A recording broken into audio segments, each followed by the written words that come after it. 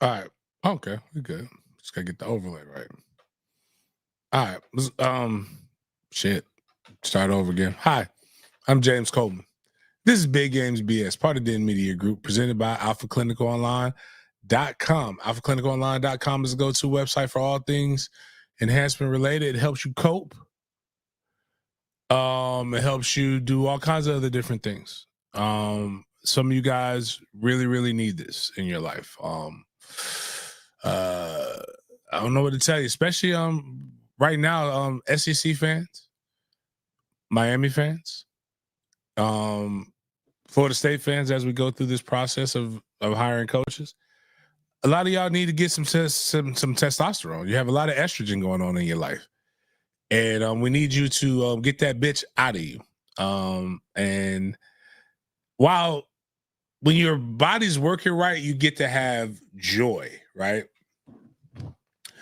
This weekend was great for me. I loved every aspect of this week. I got to watch football, got to watch some good football, got to watch some bad football.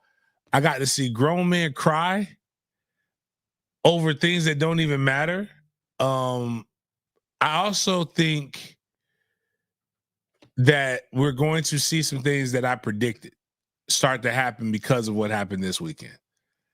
And I love it.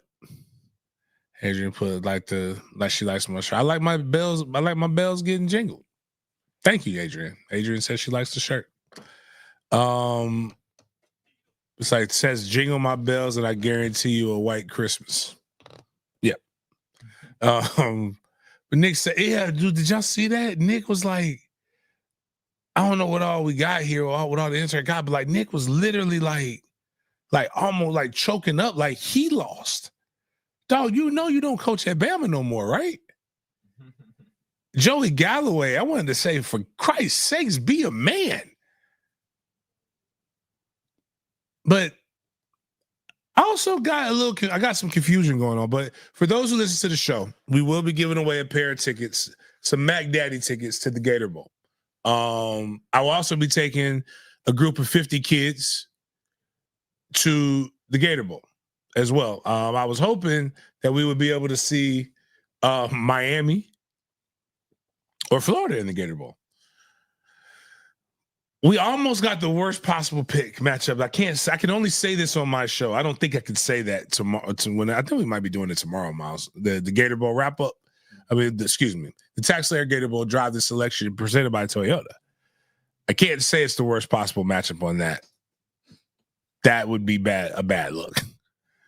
But fucking Duke, of all the fucking opportunities we had, we got fucking Duke, man. This ain't a fucking Brain Bowl. Yes, Duke did something that they've never done in their lifetime, and they beat Florida State. That doesn't mean anything. Anybody can beat Florida State. Hell, Charleston Southern gave us a run for our money this year for a quarter. But like, damn it, Duke, and I was just like, man, why should they give us something real shitty, man? But they gave us Ole Miss. So like, Ole Miss got a victory. He's going to get a victory. Like Duke, I don't even know. Like, I can't even get jiggy with the mascot part. Like, I don't know what to do. Like, yeah. Like, if it was just basketball, I would be like, hell yeah. Now, the cool part is that we might be able to get some cool content out of Ole Miss. I got a guy, KB, is one of their off-field guys. I'm going to tell KB, come to the cigar lounge. Just come hang out. Let's go do some other different stuff. We will be watching practice. So, like, if you got some kids in the local area that want to go check out a practice, let me know. I can help them. I can help out with that. If you got, I think I'm taking my 7-on-7 team. I think that's the perks of being part of my 7-on-7 team is going to the game. If anybody wants to help with that, getting my guys to the game, getting some youth to the game, please let me know. We'll be taking donations. Also, we got the 7-on-7 thing. I'm very, like, again, I ain't realized how much hatred you can get for just trying to do some shit on your own, but people don't like it. And I don't even know why they fear me because I have no fucking idea what I'm doing yet. I just got kids committed to me. I had South Florida Express telling people that, oh man, them kids is playing for us, that they know good and goddamn well ain't playing for them motherfuckers unless I don't get an OT7.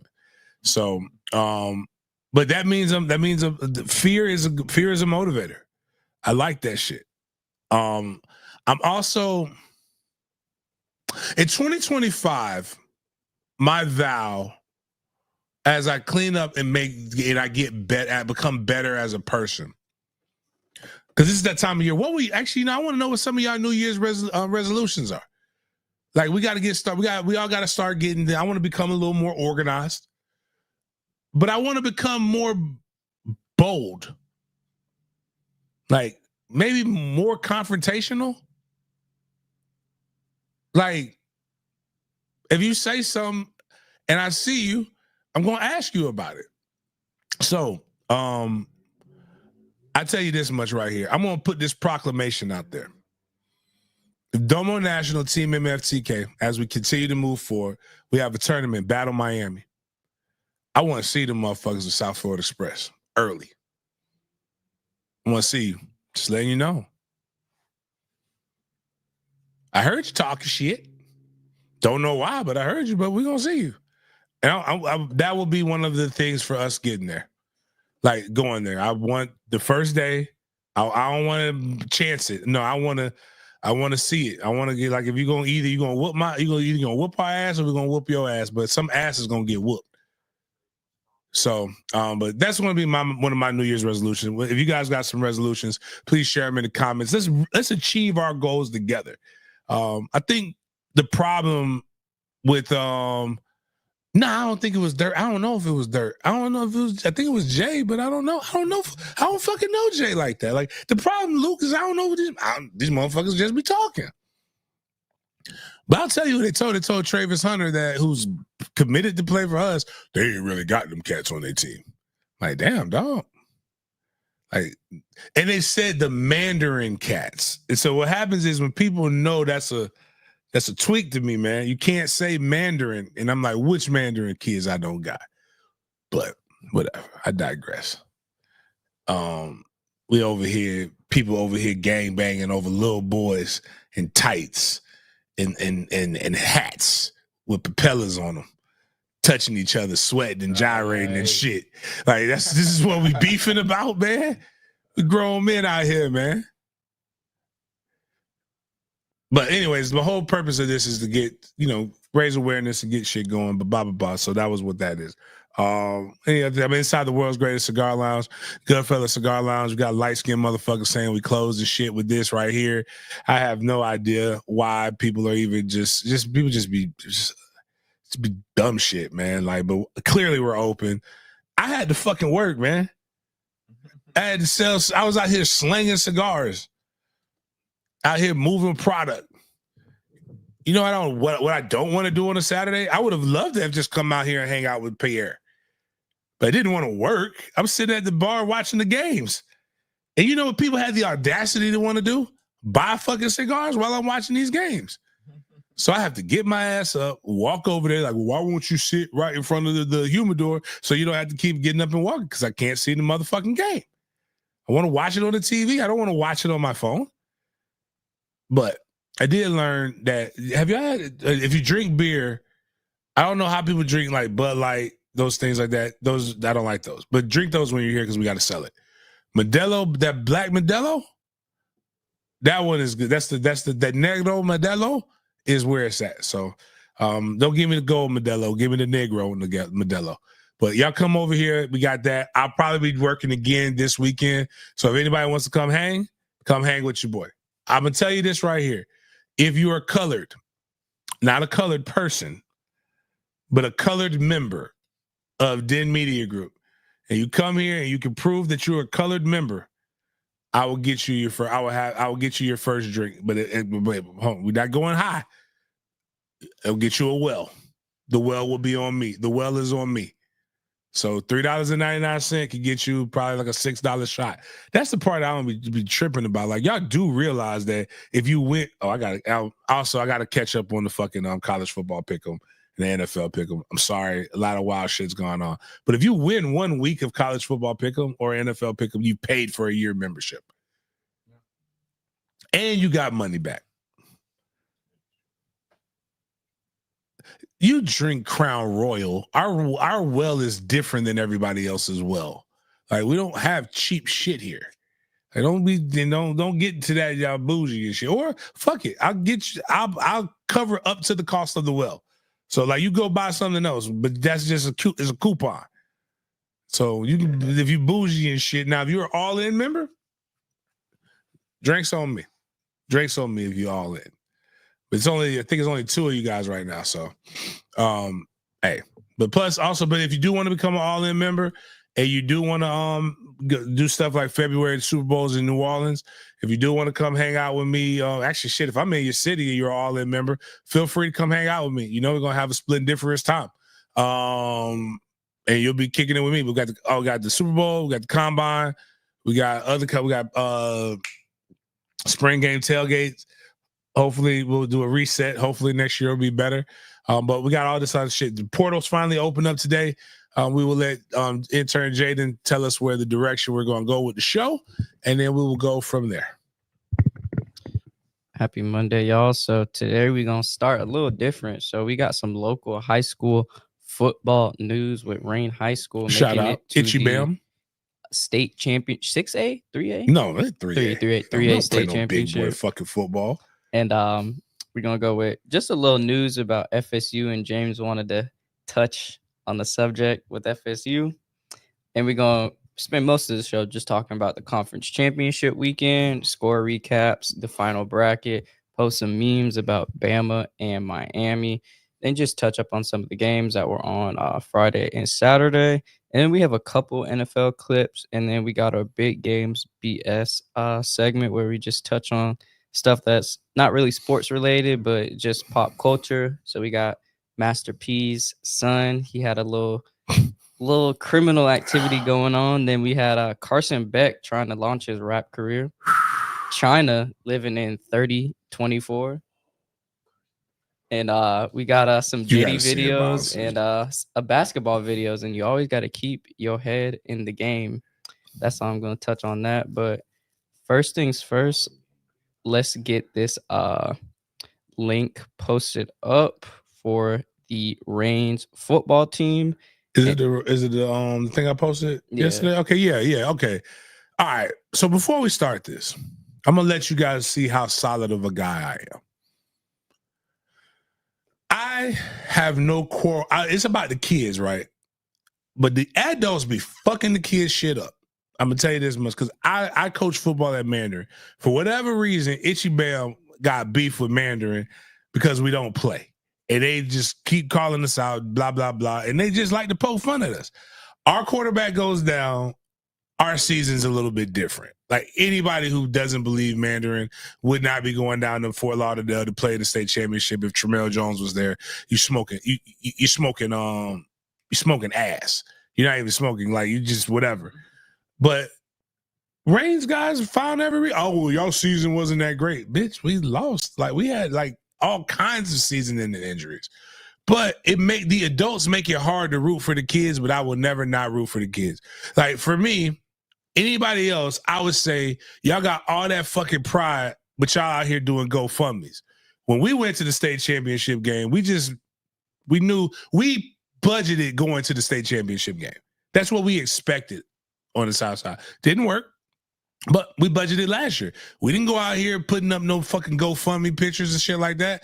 But what made me stop was that it's not about them punk ass adults that's going around here saying shit. It's about the jits, and they need about $10,000 if I'm correct.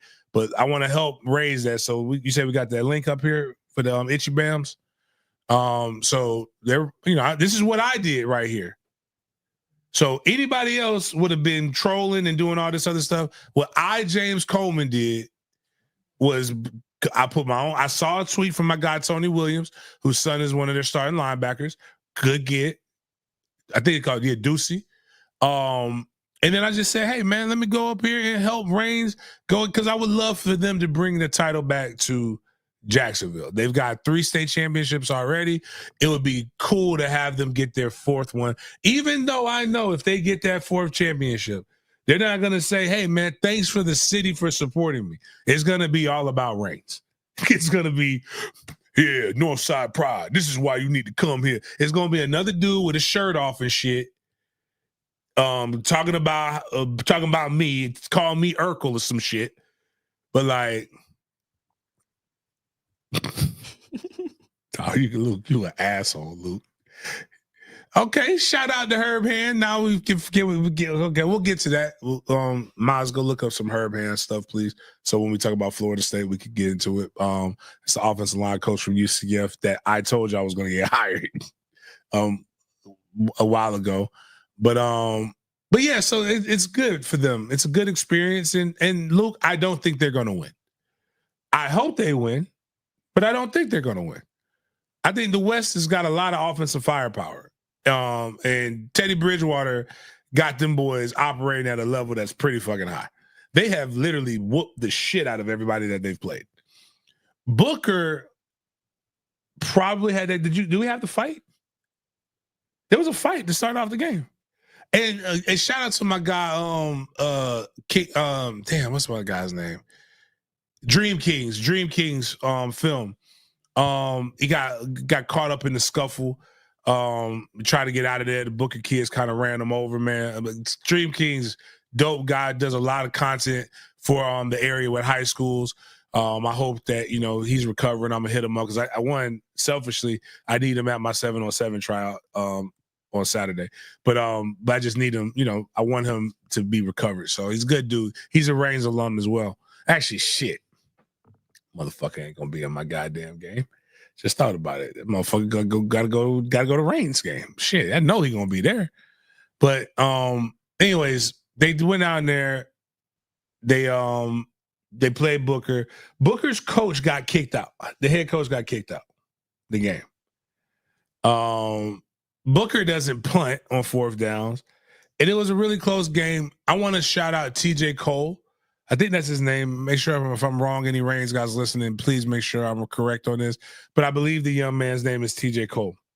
Quarterback from Reigns was spinning that bitch. He's fun to watch.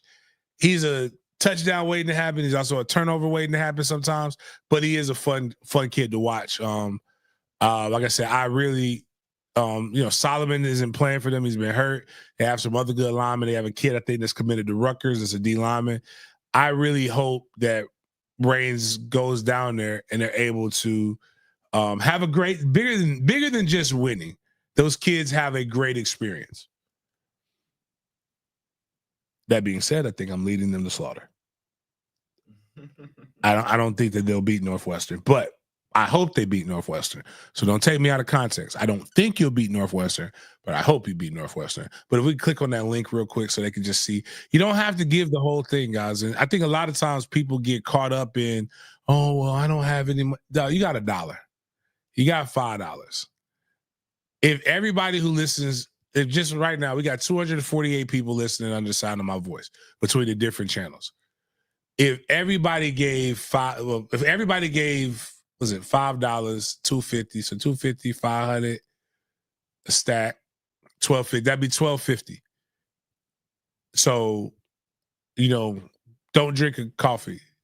Don't supersize your meal or something like that. Like, just give it to the jits. And you can go on my. I'm not gonna pin the tweet. Actually, share this with somebody. Some of our fans is cool as shit because they'd be like, "Hey man, how do I give? Is this some part of you?"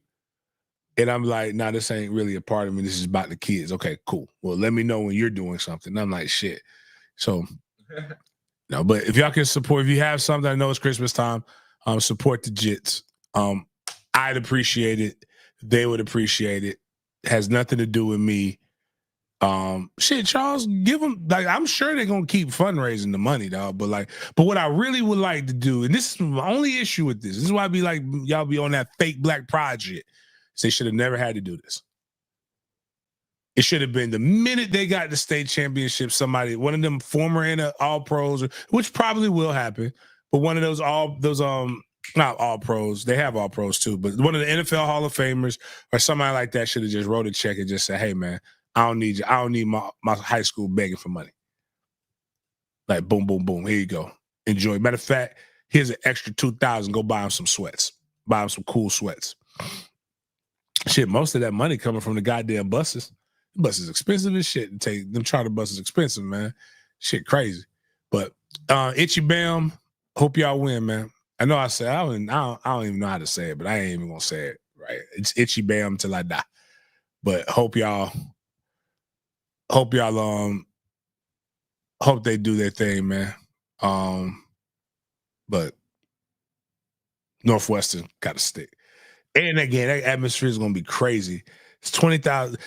I thought the stadium seated more than that, but FIU Stadium only seats 20,000. But I can tell you, if it's anything like last year's state championship game, man, oh man, FAMU was lit. It was too intense for me. But it was like going to the club where a football game just happened to be played. But it was like lit. And if their guys can kind of get over the litness, then they'll be all right. But it's going to be it's going to be almost everybody from the West. Them tickets probably been sold out. They're going to make a ton of money on that. So, and Willie Simmons is down there. Shout out to, we got that in here? Hold on, y'all out at it. Okay, yeah, we got shout out to my dog Willie Simmons. Boy, Willie coach after God's own heart. He like them hoes. And he gonna go to Miami. Oh man, Willie was knocking them down. Lick him low, dick him down, Willie. Shotgun Willie. They got, remember we was talking about my boy put up there that why all HBCU coaches, all the good HBCU coaches gotta have a nickname. Like it can't just be Willie Simmons. It's got to be, oh, Willie Shotgun Simmons. James Earl the Pearl Jenkins. They got one of them old ass names, man. But Willie going down there to the land of Brazilians and Brazilians, BBLs, and all kinds of hoes. And he done lost a little bit of weight too. And he gonna get a little bit more money. Boy, Willie finna be down there. Willie finna get down there and get active. That's okay, man. Listen, his wife is a good woman. That she know. Like, listen, you know. And they ain't making the statistics say ain't many 6-figure niggas. So you got you one. He on the road a lot. Just all you can ask, don't embarrass me. That's all you can ask. She probably gets some dick too. Nobody cheats better than women. Women just have to have. Women are the possessives. Like I have to own you. Men just be like, all right, man, you sit over there. They understand what a good side is. Women want to be the main. They have to be the main, but you can't enjoy. What is a good steak without two good sides? Nobody goes to a high-end steak restaurant and just order steak. You would look foolish. You look weird as shit if you just go in there and say, give me the 20-ounce ribeye, Pittsburgh style, medium rare, and a Coke. Sir, you don't want any bread. I don't want any bread. Sir, what about we have cream corn? I don't get that weird shit out of here. Sir, we have great potatoes. We have lobster we have this fried lobster. We have this, we have that. No. I'm a loyal man. Just give me my steak. It's enough for me. They will look at your weird ass and tell you, they will call the police on your ass. You go there and you get two well-made sides and you'll be happy. The Bible preaches this. I'm just telling you guys, don't believe it. Go stop just reading the New Testament. Go read the Old Testament so that you can be prepared for the New Testament. And Londa's in a glass of Bordeaux. It's good ass stuff, man, right there. Londa wild, man. We still don't know. She said you can't. Like, she talked about the rubbing the booty on the first date with her husband.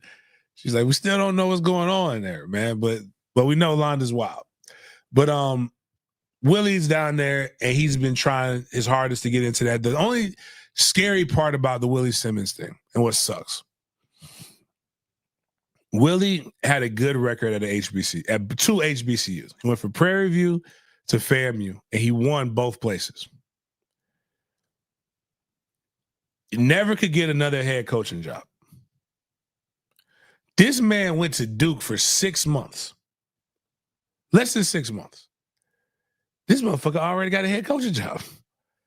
They couldn't give him the FIU job from FAMU. He had to go get that PWI experience. So this kind of kills that whole why not us shit. But anyways, going to Florida State talk, and we'll get into the new offensive. We'll get into coordinators and some, not coordinators, new coaches talk. This goes right into Alpha Clinic Online, man.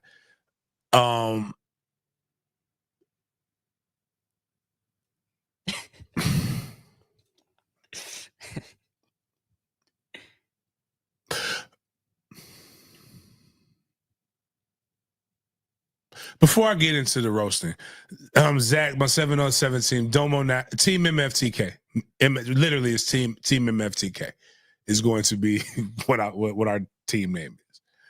Sunday T. Hold on, that's a dude.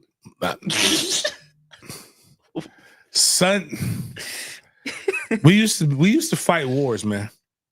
We used to build bridges. What's wild is this motherfucker, I think, is a veteran. Well, no, he's not a veteran. I don't think he ever been to the dirt. But he was in the military. Like women have nothing. Like that's what I'm saying. No, fuck the women. Can black women not have anything, dog? Like this is where we gotta go to sell the sell shit. It couldn't have been like, you know, they do got shit all the time. We know what's going on in the message boards. Oh, that's not a good. That's not a good picture, man. That's zestier than a motherfucker, boy. That's his profile. No, he's not. I think he's married and he has kids and shit like that. But that's just a zesty picture. Like, it's like my guy Hacker, right? With 1010. Hacker's the only person, well, I thought was the only person who could make smoking a cigar not look cool. But I didn't realize he had a cigar in his thing, dog. Like, it is so tough to not make a cigar look cool. Yeah, yes, yes, girl. I got the tea. Let me tell y'all about this tea. It's piping hot. Yeah, like that. It's probably but that's probably like at a wedding or something like that. Yeah. You know, because no grown man is rocking the suspenders anymore like that. But we were classic. But you know, it's just I'm not mad about. I'm mad about the tea. But why we gotta call it a tea, man? Like hot spot. Like go actually just scroll down because he has other things where he talks about, you know, like, you know, just I got gossip, new hotness, but tea. I really thought it was female players. So I was like, okay. That would have been dope, right? Yeah. But now they can't have that. Jason Hayes. Oh my God. Like right here, like this is good enough, right? Development with the wide receiver coach. Okay. In that development, they don't say anything, but that's what they do. It's not just his fault. That happened with Josh Newberg. I like this, the popcorn stuff. I mean, like, it's but it's funny. They had a graphic made for it too. The graphic kind of cool. I ain't gonna go back. I ain't gonna hold you down. The graphic's kind of cool. It is cool. Like that's a cool graphic, but like that's probably where we need to do some DEI hiring over on 247. Obviously they're not hiring no black people, but like get a woman, like get a woman there and let her say this shit. Yeah, you know, like Jen Santee or like if Smooch, like get my homegirl Smooch. Let Smooch do that. That would be like if Smooch is a black woman, and we would be like, yeah, that's what I expect to see with a black woman. Yeah, give me the tea. Jason Hayes put it, he always read moist. Oh my God. You guys are terrible people, man. Oh wow. Oh wow. As a person. Yeah, he said every time they scored a touchdown, he said, "You better work, girl." Oh my God. I know that's right. I know that's right. Hey man, like yo, I mean, I don't like that. That's a funny character, the sassy football fan. Yo, you know what? Since they want to act sassafras, you know what? I got a gay guy, brother Jarrell, that was a cheerleader at Florida State. Bro, wild story. Jarrell was the best point. Jarrell was the best point guard that you could ever have. Because he was he was literally legitimately a cheerleader, right? So I may or may not have had a lot of opportunities with cheerleaders. Because who gonna talk better about me than my god brother, right? Oh, your god brother. Yeah, you know what I'm saying? Like, so, but I had to accept it. None of my family is fucked up. None of them told me that Jarrell got accepted into Florida State was going to be a cheerleader. So how I find out is they over there because he comes in, I believe, in the spring semester, so over the summer, because they doing their practices and shit and getting ready for football. And the boys like, hey man, you see that little faggot ass cheerleader over there, man, that little gay dude over there, Sass France and blah blah blah. I'm like, hey man, who y'all talking? Hey man, hey, y'all gotta chill, dog. Y'all gotta chill. Hey man, what you mean we gotta chill, dog, man? Bump that look. I said, hey man, y'all gotta chill. Why you over there telling them you gotta chill? Bro, that's my god brother, dog. Chill the fuck out, man. That's my family, dog. I can't just, you know how tough it is to be one individual that gotta defend like your family against everybody, like a whole what's it, not misogynistic, homophobic culture is what they think. Because I had to get in front of it. Yeah. Because imagine, right? I'm a starter. I'm running out of the gate. Or they're like, and from Tallahassee, Florida, at fullback, number 36, James Coleman. And dude's like, hey! And he over there clapping. Like, why is he clapping for you so hard? If I don't say it first, it looks weird. You know what I'm saying? Like, you got to get in front of that kind of shit right now. And, Jarrell was cool as shit. Jarrell is also why Jarrell and Tommen was 6 for why I couldn't stay the night over their house no more. JB is DJ Little Boy. That used to be T-Pain's tour DJ. You bet JB. Remember we went to the studio? So Jarrell's his brother.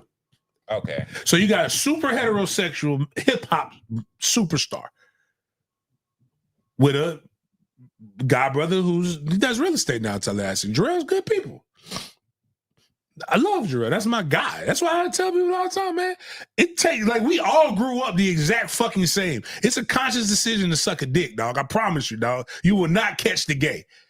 Their uncle is a 6'5", 275-pound transmission by the name of Tommen. Okay. Tommen wore like a size 16 pump.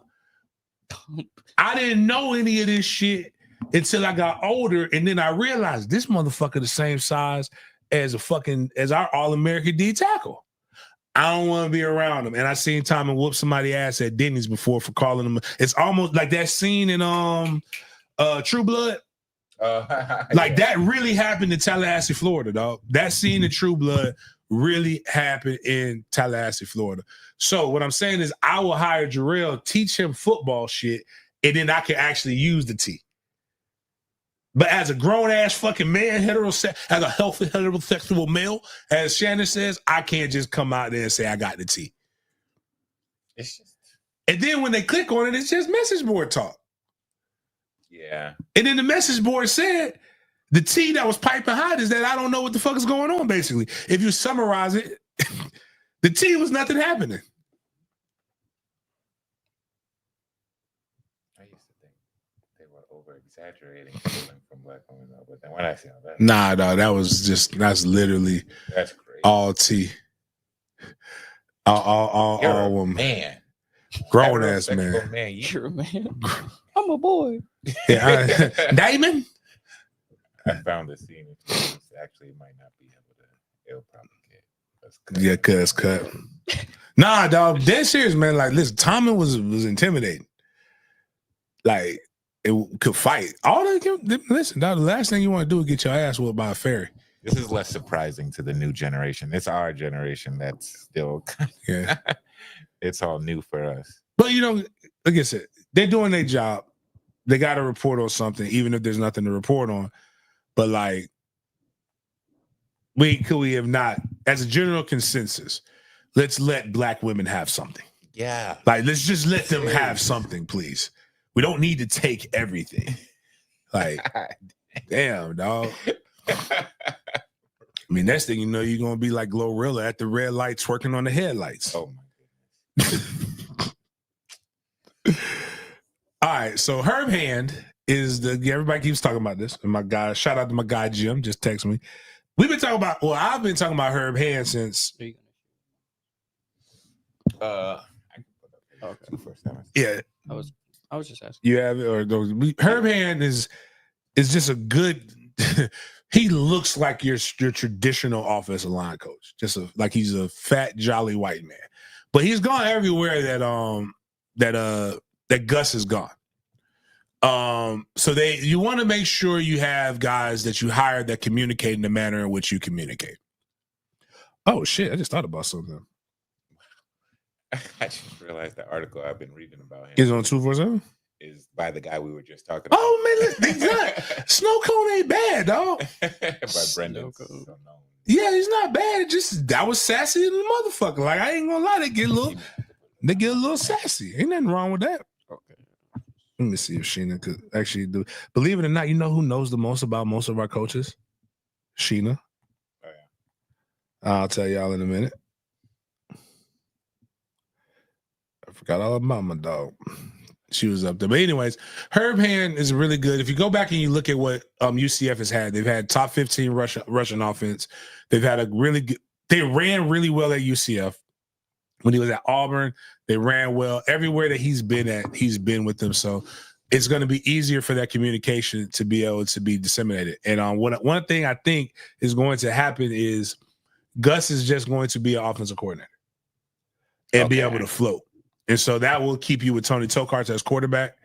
That will have Herb Hand as your O-line guy.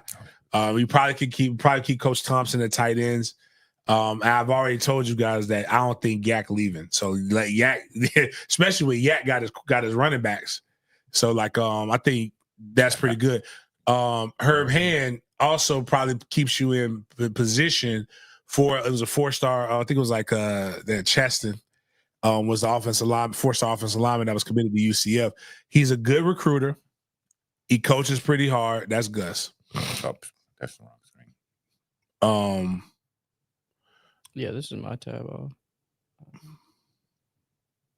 Yeah, this is it. Okay, I got you. But also, let's stop this FSU. There we go. Look at that. Yeah, it was by the same dude. No, I'm saying, like, just look at the coach. Oh, that looked like that looked like, man, he really could coach offensive line. Why do they all look like that? Like, I don't want a skinny, I don't want a petite offensive line coach. There is one, a little Polly Pocket down in Miami, that's pretty good. And Mirabal. But I like a good old offensive guy that looked like get that bald head, man. In the double chin, extra. I don't know how a lot of this works, but I'm seeing he's been coaching since 1999. When you're a coach on the offensive line, do you usually also tight ends coach, running game coordinator? Are you can be a running game coordinator. Typically, you don't coach tight ends. Oh, okay, well, unless the tight ends are just an extension of your run game. But typically, you have a tight end specific coach. So how the coaches normally work is OC, and OC is like is typically a position coach as well. Even though now with the more positions, they can change things. But you have OC, QB, wide receiver, tight end, running back, OL. Then you have D-line, but sometimes they have a D-end and a D-tackles coach, linebackers coach, corners coach, safeties coach, defensive coordinator. Some combination of all those different things. Now that there is no limit to how many coaches that you can actually hire, you only can have 10 on the field. Okay. But like, but then can some go in? Yeah, I'll go in the box, man. Yeah, Fuck it. Like box, if I really don't, and then you can only have 10 on the. I forgot how you can have on the road recruiting. But I'm gonna be honest with you. I really don't need my OC and my DC truly on the road recruiting like that. I need them OC and the DC and some shit up, or even my head coach. If I'm being honest with you, they talk to the kids when they actually come on campus and they seal the deal. So, like, that's what you need to do. I do have some news. I don't want to break it from my guy, but I can't. I do know one of the off-field guys that they're hiring. He is a local to Tallahassee. I think he will do a really, really good job. It's amazing to see his story and how he's come up, too. So they're getting some off-field help and some guys that can communicate and talk to the young men the right way.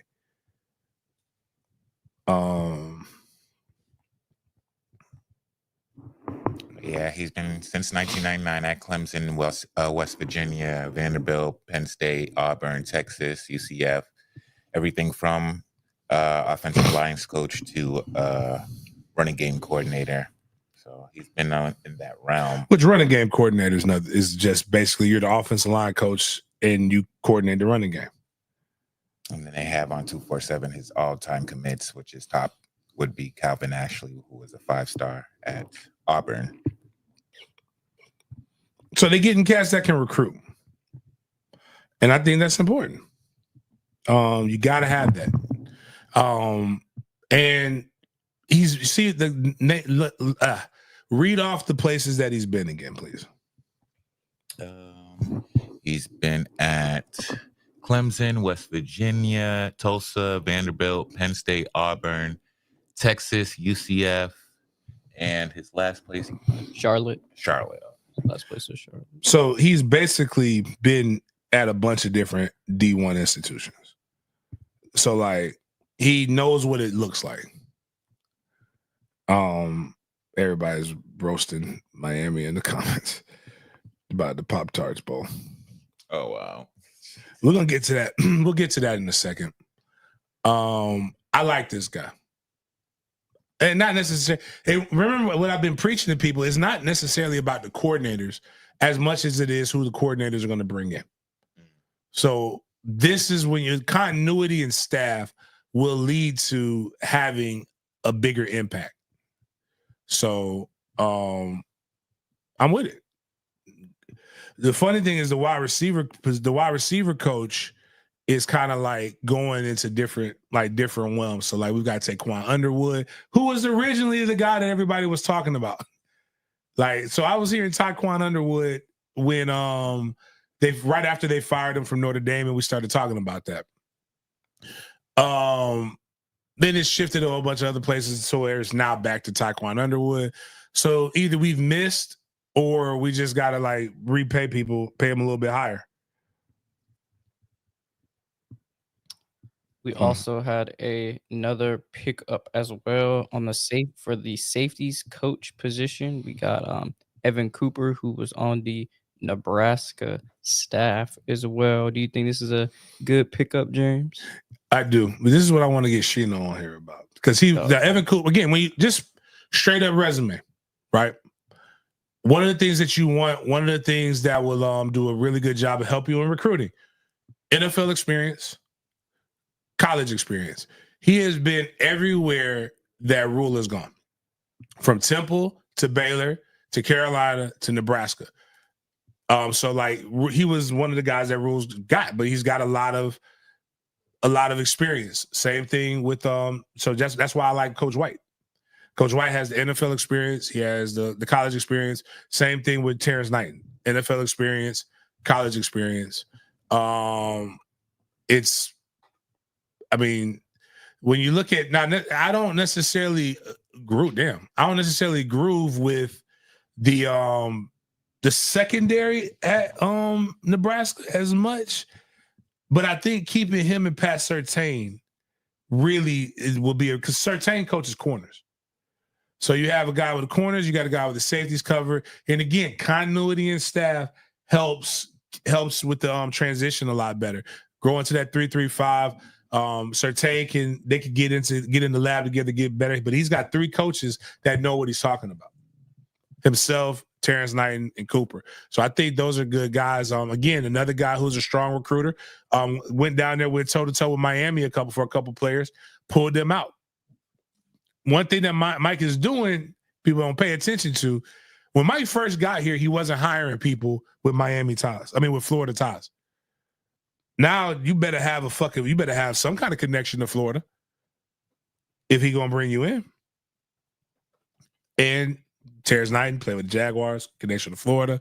Same thing with this Cooper, connection to Florida. Now, before we get into let's just we talk about the elephant in the room. So this is how I know he's a good coach, right? When he's a bad coach, the fan base, like because I don't think Dugans is a bad coach. So let me use Ron Dugans for an example, right? When Ron Dugans left Miami fans just said all they're going to do is be able to block. Your guys aren't going to be this. Your guys aren't going to be that. They literally attacked Ron's X's and O's in his development, right? But when I know somebody's good and they can't attack what his coaching thing is, they attack the man's character.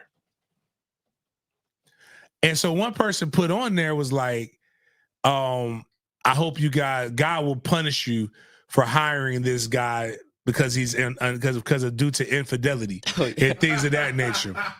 Yeah. And I'm like, that's the problem. He's fucking bitches. Same thing with this is what you're trying to get. Okay, so can they cover? Do they know not to get beat deep in on prevent? Do they know how to cover do they know what banjo means? Like if he can cover, then man, fuck that, man. Listen, that ain't got nothing to me. He recruiting. Do you know how stressful it must be in a marriage to be married to a football coach? The man is both. You're always on the road. You're always gone. Because when you're not coaching and when you're not so during the season, you're not going to see your husband from Thursday to Sunday, for the most part. Outside of how you doing, baby? Come to the game. You only get 7 home games. You're recruiting when you're not coaching. You're recruiting. You're in that office. Mike gonna have you in that office from 6 a to 11 p. Sometimes, I mean, he's got a healthy D. To have a healthy D, sometimes you got to have some P. And the only thing better than P is new P. And now, the only critique that they should have had if they wanted to make me not like him, right? Allegedly, it was their former psychology, not psychology, like a shrink, the sports psychology person on their team. He clapped her cheeks. Dang, no, he's good then. If he hit the sports psychologist, he's different. He gets into the brain. He's a sapiosexual. He taps into the brain of the woman. Yeah, that means he got game. Mm-hmm. You don't need Lee Corso. You don't need Stuart Scott. You don't need Linda Curran. You don't need Dick Vitale to talk sports with me, baby, because I got game. That's what Evan Cooper says. The quote Wheezy, Little Wheezy. If this is what the issue is, I don't give a fuck. It's not. I'm so tired of us trying to make these men our pastors. They are there to coach football. If he cannot coach football, then I don't want him there. But if what he do with his balls ain't got shit to do with me. Yeah, we already talked about Big Nasty. No, we already talked about Herb Hand. Shout out to Herb Hand. Getting there with the O-line. But listen, man, and if Evan Cooper like hoes, man, that's what it take, bro. I'll tell you where they at in Tallahassee, dog. What kind of hoe you like, man? Now, if you chase a co-ed, I'm just gonna be telling because okay. And to his defense too, with the sports shrink, because she wasn't really that good looking. Oh, never mind. It's Nebraska, dog. Oh, yeah, it's fucking Nebraska, man. Bro, you gonna love Tallahassee, man. It's all kinds of hoes in Florida, dog. You got the good. You want some co-eds? We got whatever you like, dog. Well, let me tell you, Evan, what people don't realize about Florida State. We have just as many black people at Florida State as FAMU. It's just we got 50,000 students. It just looks dispersed and sprinkled in there, but it's a lot of black students there. You like white women? Hey, we got some good ones, dog. There's some good ones there. You want a Brazilian? You want a French? You want this? And if that's just not good enough for you, you just like, nah, dog, I like dark meat turkey. Bro, go right cross over there to the train tracks and you get whatever you want to get, dog. I will sit on this, like, they don't have to set no more on thing. But we just put you on there, like, just go to a FAMU game. And it's just like fishing, dog. You just cash your bait out there and you just sit there and you just wait. One of them will nibble on it and you just bring it back. I don't think the sports shrink is there anymore. Like, she's not there anymore. But this is what, but you know what? No, put this on the Jumbotron so we can understand where he's coming from. It's what he's got to pick from, dog.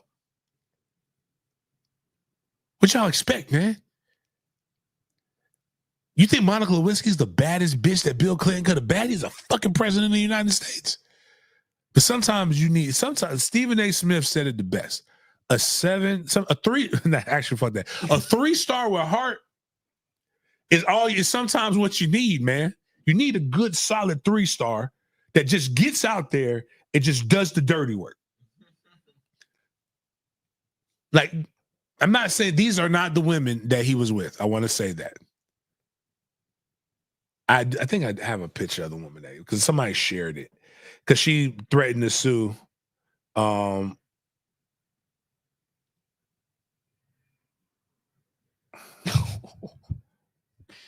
Yo, the chat is wild, bro. Look, available P is the only thing better than P is new P, and the only thing better than new P is the P that you got. But a 3-star with heart, man, that's how you build programs, dog. Like, I want coaches who are program developers and builders, and you show that through your personal life. So if he's willing to go out here and take a chance on some people, and who knows what she did. She probably hit him with that TD. Is TD Jakes still alive or did he die? No, he almost died, but he's still alive. Okay, he's still alive because he ever been swallowed up. She probably swallowed that man up. Then he was just like, you know what? Hey, man, Charles, we went there. Bro, do you see? Go back to them. Because, again, these aren't the women, but I'm just saying, do you see the mandibles? Especially on that Dr. Heather? Yeah. Do you see that jaw?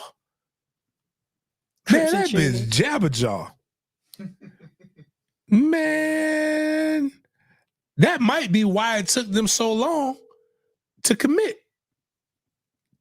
Because when you lose your best eater, man, it hurts, man. But like when you have to leave your best eater, it leaves a void in your life, and now you got to go find one, dog. And this makes recruiting in Nebraska just that much more. Hey, what's going on? Hey, you good? I am. All right, cool. So I was talking about you got some insight on some of these coaches due to your time in Carolina.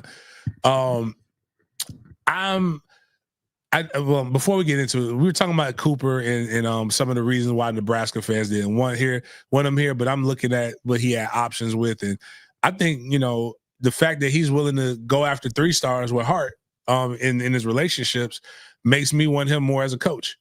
But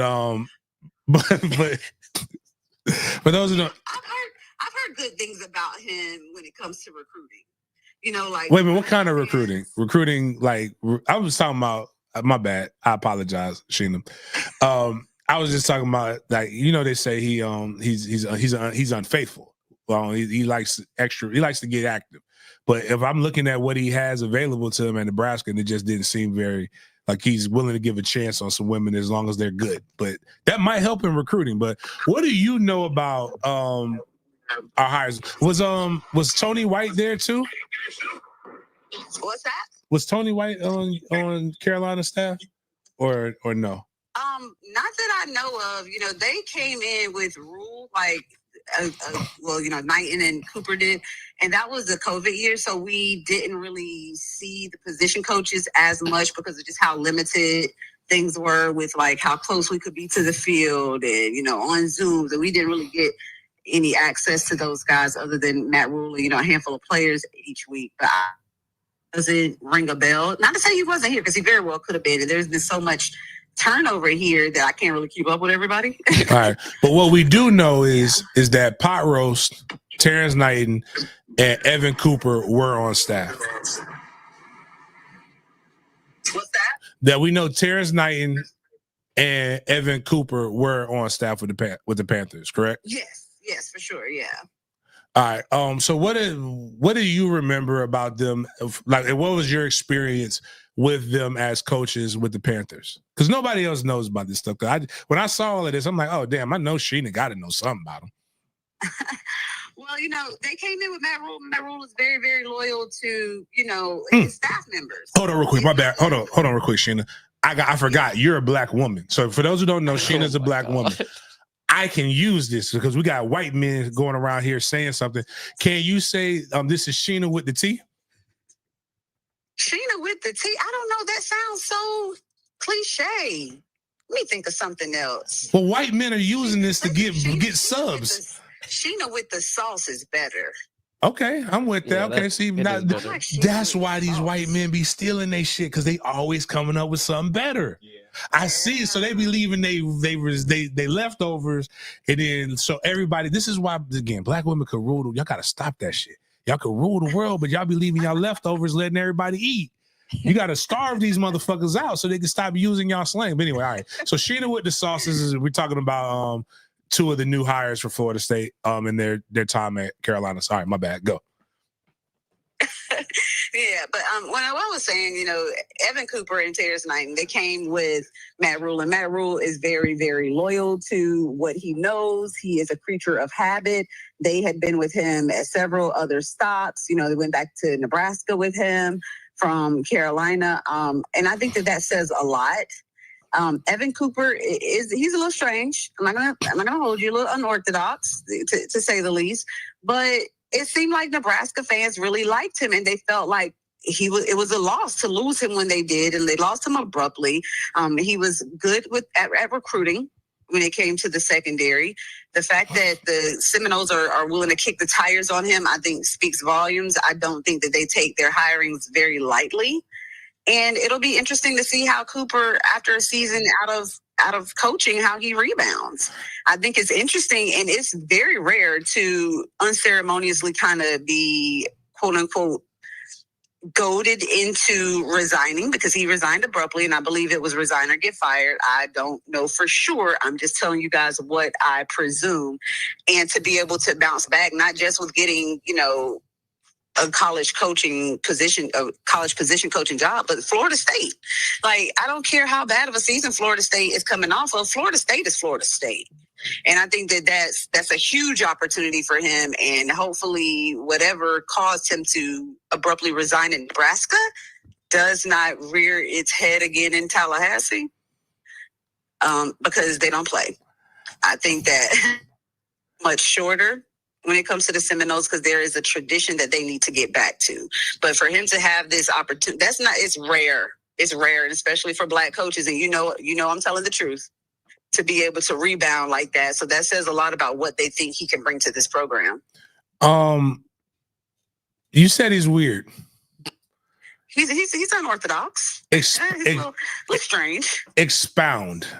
What does that mean? So I felt like he was a bit sensitive to public opinion to be a position coach. He a Care Bear? Oh man, we can't have no Care Bear, because the one thing our fan base gonna do, they're gonna beat your ass if you ain't doing nothing good. And Smooch is the president. I love me some Smooch. Smooch is the president. Smooch got to be like up there on the Mount Rushmore of Florida State tweeters. Yeah, Smooch wild. She a wild Smooch girl. Ain't playing. Smooch says what all of us are thinking, with no issues. I love it. I love her. And you got to be ready for the Smooches of the world, because if you're not doing your job, Florida State, the Seminole Twitter is going to let you know. So you can't be on Twitter being bothered about the criticisms, because they're going to be there. He followed my guy Big Noel, and I'm like, I don't think he knows what Big Noel is a troll, and that's going to be it's going to be tough. Oh Jesus. Well, if he FAFO, he's probably going to get unfollowed. But I mean, the thing is, you can't, once you get to a certain stature or get to a program of certain, prestige, you can't let that bother you. And maybe he has matured to being beyond that. But, it bothered him that Panthers fans, were the way that they were.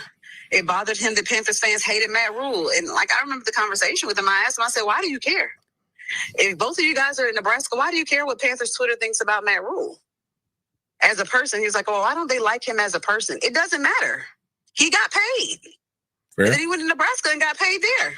And then tried to sue the Peppers to get paid some more. So I think that to be able to do this job and do it effectively, you have to have thick skin, and maybe his skin has gotten thicker. Who knows? But I did think that was a bit interesting. As he had, I guess when they were coming into their first season in Carolina, he had DM'd me and asked me what I thought about the Panthers. And so again, that 2020 season, we weren't really, that was a new staff that we didn't really meet, that we didn't really know. And so once I saw, months and months later that he was on staff, I was like, that guy looks familiar. So I go back to my DMs and it's him. And I'm like, why would he be on here asking me about the Panthers like he's not on the staff? Wait a minute. So you can't go searching for that stuff. He slid in your DMs to ask me what I thought about the Panthers. And so that's why later when I found out he was on staff, I was like, why? Huh? All right. How old he's a young guy, right? Everybody's getting him confused with another one, Evan Cooper. I think he's mid-30s. Okay, so he's mid-30s. Okay. Yeah, he's not, wet behind the ears. I mean, his resume is impressive. I will say that, but he cannot let the fans get to him, because they're coming. Yes. It's college football. Yes. It's college football. You got to be able to swim in shark-infested waters. Very true. So that's going to be interesting to see how he handles that, because, Nebraska's Nebraska, but baby, Florida State is a whole nother trajectory. I don't care how bad their season was last season. It doesn't matter. This is a different stratosphere when you're talking about Seminole football. And so he has to be able to swim All right. with the Sharks. So pot roast, Terrence Knighton. Thoughts on him? What do you know about him? He was a coach over there in Carolina too, as well. He was a coach of Carolina. And honestly, I kind of try to put those guys' time in Carolina, I on the back burner because the college game is different. Mm-hmm. And I do think that he is going to be a great follow-up to Odell. Will he be Odell? Not immediately. But it was very impressive, the things that he did at Nebraska. And again, his resume is impressive also. I think that was a really, really good hire. I will say that. I think that was a good hire. I like Terrence. Obviously, when he was with the Jags, got a chance. I wasn't on the beat then, or I might have been on toward the end of it. But like Terrence was really good. Actually, Terrence is the reason why I stopped closing clubs down, because something happened to him that was just crazy. But the fact that he could take a bottle to the face and still keep moving, that's the kind of D tackle coach I need right there. And he's 38's not old anymore, but like it used to feel old, but like he's in that good prime where he's old enough and seasoned enough, and he has he has a coaching resume as well as a playing resume that makes you have to listen to him. So I agree. I mean, if you look at the stats of how his line performed last year at Nebraska, you would feel good about the hire. All right, that's good stuff. Feel good about the hire. Good stuff. So what's up? So what's going on in Carolina, and why are they hell bent on fucking up my parlays by not sucking anymore? Like they've been getting their ass whooped all year. I just needed them to just get their ass whooped one more good time, but they got to keep putting up fights. You that wasn't going to happen. I told you that wasn't going to happen. They're not the get right game anymore on people's schedule. They're not, and eventually those wins will come. They're losing like perennial losers right now. And when I say that, there are the little things, the margin of error is so slim in the NFL. And it's even slimmer when you're trying to establish a winning culture. Winners win. Now, I personally think that the Kansas City Chiefs are members of the Illuminati. Like, the entire 53-man roster got to be initiated at this point because the way that they're winning is insane. But then you have Carolina, who's like the opposite end of the spectrum. They are an Xavier Legette catch away from upsetting the Eagles, one of the best teams in the league yesterday. They're a week removed from that Tampa Bay game should have been their game. If Eddie Pinheiro makes those field goals, if Adam Thielen's touchdown stands, there wouldn't have even been a Chuba Hubbard fumble in the overtime because the game would have been over at regulation. Game before that, they take the Kansas City Chiefs all the way to the brink. Without that Patrick Mahomes sideline bullcrap that he does and getting them in field position, they took them toe to toe. The two-time defending Super Bowl champs. So this is not your uncle's Carolina Panthers. I don't say your grandparents because they weren't around that long, but I think that Dave Canales and Dan Morgan are starting to shape this football team in a way that hasn't been done since David Tepper has been the owner. And I'm going to say that without mentioning Steve Wilkes, because Steve Wilkes won with a team that wasn't his. He didn't get an opportunity to build a team. And for the first time since that Wilkes interim era, people are going to these games on Sunday and going into game day feeling like the Panthers could win. There's been 3 straight weeks that the people are like, are they going to cover the spread? And I'm like, bro, take the under. This is not the same team you guys saw in weeks 1 and 2. It's not the team that you saw with Andy Dalton leading the team. Bryce Young was benched at the appropriate time, and he's come back a dog. He's had them in position to have game-winning drives 3 weeks in a row, and these opponents are not slouches. And what I hate to see when it comes to national media that aren't tuned into this team and the infrastructure of this team and what Dan Morgan and Dave Canales are doing, what I hate to see them do is discredit the Panthers' improvement by saying, oh, these teams play bad. Teams aren't playing bad as much as the Carolina Panthers are playing better. You have to play the Panthers now. You can't just show up. You have to play. You have to execute. And they're coming together at the right time. The rookies, there's going to be room for improvement, room for growth. Xavier Legette, he's had some bad drops. I'm not out on him yet. I think that he could definitely turn it around, get more, acclimated to the speed of the game. Like, he's getting open. He's open. He just got to finish the plays. And he'll be the first person to tell you that. The accountability is there. This locker room is in sync. The defense took it personal. Everybody was talking shit about them, including me, because they just were not getting the job done. They're starting to fuse together too. I still hate the 3-4. Don't get me wrong. I still absolutely hate it, but it's a pride factor, and they're playing with some pride, chest up, chest out. So that's what I hate to see these national media pundits talk about how bad a team played for the Carolina Panthers to be in it. No, the Panthers are just playing better. And you know, it was brought up to Dave Canales in the post-game press. They're like, oh, you know, how do you feel knowing that, you know, you guys are right there with some of the best teams in the league? He said it's our expectation. And that was absolutely the right answer. You should not be surprised to be in that position. He was going for it on fourth down with no issue. This team last year, it would have been a turnover on downs just by their behavior. But they're going out there on fourth down, knowing that they can convert or knowing that they can score. There's a poise, there's a confidence, and that comes from knowing that you're playing good football and that you're putting the wheels in motion to actually be a competitive team, and eventually those wins are going to come. Again, they're just a few errors away from, you know, being 3-0 these last 3 weeks, and that's against the Chiefs, the Bucks, and the damn Eagles. That's, you know, tough road to hoe. not the Giants. You know, so I think that's a misconception that I hope starts to fall away, that these teams are playing down to the Panthers as opposed to the Panthers are playing up to their potential. Do you gamble, Sheena? Do you do prize picks, or you can't do Hard Rock? Because I don't think it's in Carolinas. People were asking. Yeah, it is. It's in North Carolina. Okay. I don't gamble, but, you know, I have friends that call and ask me, and I'm like, bro, don't 13.5-point underdogs to the Eagles. This ain't what y'all think it's going to be. It's not going to be a blowout. Like I told him, I said that Chiefs game wasn't going to be a blowout. I went into that Chiefs game feeling like the Panthers could win that game. All right, I might need to hit you up on Friday and do a player and ask you about Panther player props and what we should and what I need to do with that. So, but I also don't like Xavier Legette right now. It has nothing to do. It has nothing to do with him as a player or even as a person. I just had my daughter put something up, and she was just like, "Oh my God, he's so fine." I said, "Bitch, you better get the fuck slapped out of your ass." Listen, the ladies love Legette. Okay, the only people in my comments talking trash about his accent are men, and I'm like, I know what you are. Listen, but yeah, the ladies love Legette. His accent is amazing because it's hilarious. He's so humble, and I was like, hey, you got the ladies on social talking. He was like, what they saying?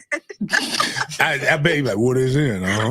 Like, he sounded like fucking Gambit from X-Men, but worse, but like with more syrup in his mouth. Like, but he's actually, I'm cool. And I just told, she's like, he's a cool player. He's a humble person, and I think that he's going to have a lot of longevity in this league. I believe it. She's like, she coming to New Orleans with us for the Super Bowl, and I said, the fuck you are. I was like, no, you will not. Actually, you know what? The hell no. The one person I don't want her hanging out with is you and Doc. No, man. Listen, man. Y'all are toxic. Y'all are amazing people. Y'all are amazing people, but y'all are toxic. But side note, I'm definitely not toxic. Tell Vashti I'm still waiting on that game of 1-on-1 for her heart. I just want a kid. Oh my God. I just want, like, she's entirely too tall and athletic to be out here with nothing to show for it. We need an 18-year CD. I'm trying to help out. We don't even have to make the kid commit to Florida State. Like, it can commit to Carolina. It could be between Carolina and Florida State. Oh wow. I'm just trying to help, man. I'm just trying to help programs grow, man. That's all. But anyways, though, I appreciate you coming over here and giving us the sauce. Black women said tea. They'll let sassy white men use tea now because they don't need to use that anymore. But we got Sheena with the sauce. But I appreciate you, homie. No problem. All right, Bob. All right, man. Y'all can, man, drink some water. Get parched. We've read the fucking comments. You parched ass individuals. Ain't mad at you, dog. Listen, if you were an all-in member, I'd put you down. You get an opportunity. Come hang out with us at the Super Bowl. Come hang out with us at the Combine. Shoot your shot. You miss 100% of the shots that you don't take. You can be like Coach Cooper. You too can be like Coach Cooper, but in real life. and shoot your shot at Sheena. She is on TV. She's on local Charlotte TV. I'm telling you guys, ESPN and those things are really harder to get into. People are asking, why isn't she on TV? She's on, she does Pat McAfee all the time. So Pat McAfee, matter of fact, it was some dude with Pat McAfee. I wonder if he responded. I didn't realize he was on Pat McAfee's show, but if he got a problem, 2025 is the year confrontation. Pat McAfee be having a huge ass setup at the Super Bowl. I have nothing but words and hands for that young man for what he was saying about Bama and shit. But we'll get on with that. But listen, man. Yeah, Sheena's good. So yeah. Don't know what else I got. So this is a good segue to the college football segment. I know we got hour 15 in the show, so we should get this started. So these are the conference champs score recaps for this past weekend, and then we'll get into the final bracket. So if you guys did not know, these are the conference championship scores for this past weekend. And yeah, Clemson defeated SMU 34-31. Crazy how that ended. We just doing recaps. So this is I just want to give people like this score and then like each of the main conference games. I have a little something about it. Clemson beat SMU 34-31. Oregon defeated Penn State at home defeated Penn State 45-37. Arizona State, that cold running back, defeated Iowa State. Georgia beat Texas in that crazy game, and the JSU beat the shit out of them. Western Carolina? Yeah, Western Kentucky University. Sorry about that. And then Army beat Tulane in a weird one-sided game. BSU beat the Go-Go, Brendan Marion's offense. Ohio won, and Marshall won as well. So we'll get into the final college football 12-team, the first ever 12-team playoff bracket with this right here. Now, if you guys look at the bottom left corner, you will see that the first two teams that are out are Alabama and the U. So, James, let's start this. First names first. Oh man, I was so happy. I was happy at first, and then I got sad. But what's funny in all of this is the conversations that people were trying to have, right? Justifying a 3-loss team, and what's crazy, the talking points that all the Alabama fans and media and national media are using. This is why we don't schedule out of conference play. We need an easier schedule. Strength of schedule doesn't mean anything. Bitch, you lost 3 games in conference. You should be fighting to play more out of conference games and less in conference games. You lost to the mighty SEC. Playing in the SEC is tough enough. You lost to Vanderbilt and Oklahoma. Had you not lost to Vanderbilt or Oklahoma, you'd be in. It wasn't the fact that you played Western Kentucky, I believe. It wasn't the fact that you played South Florida. It wasn't the fact that you played Wisconsin. Those weren't the losses that damn sure wasn't Mercer. You talk about tough out of conference, bitch, ain't shit tough about Mercer.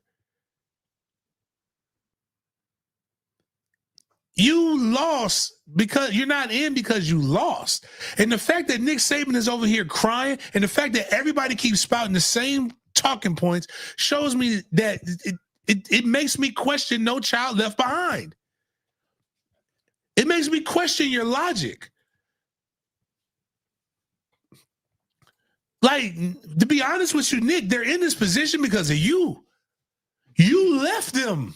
Had you not left, Alabama would have won those games. Because one thing you know how to do is beat Vandy.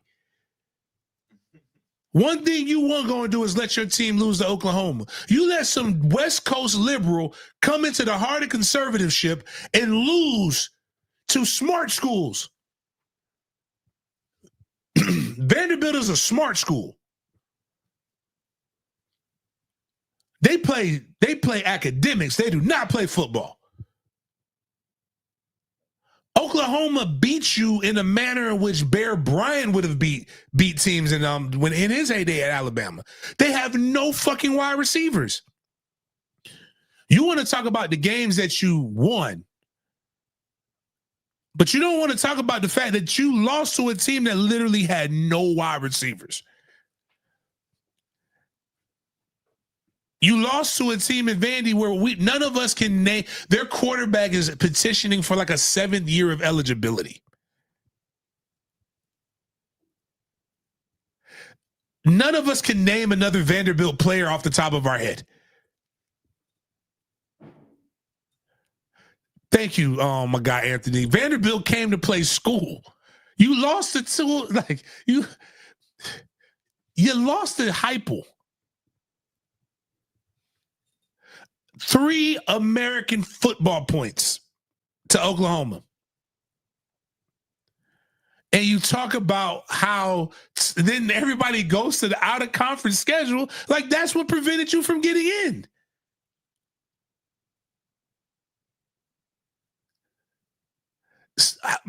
Be a man. Stop acting like that. You're better than that, Nicholas Saban.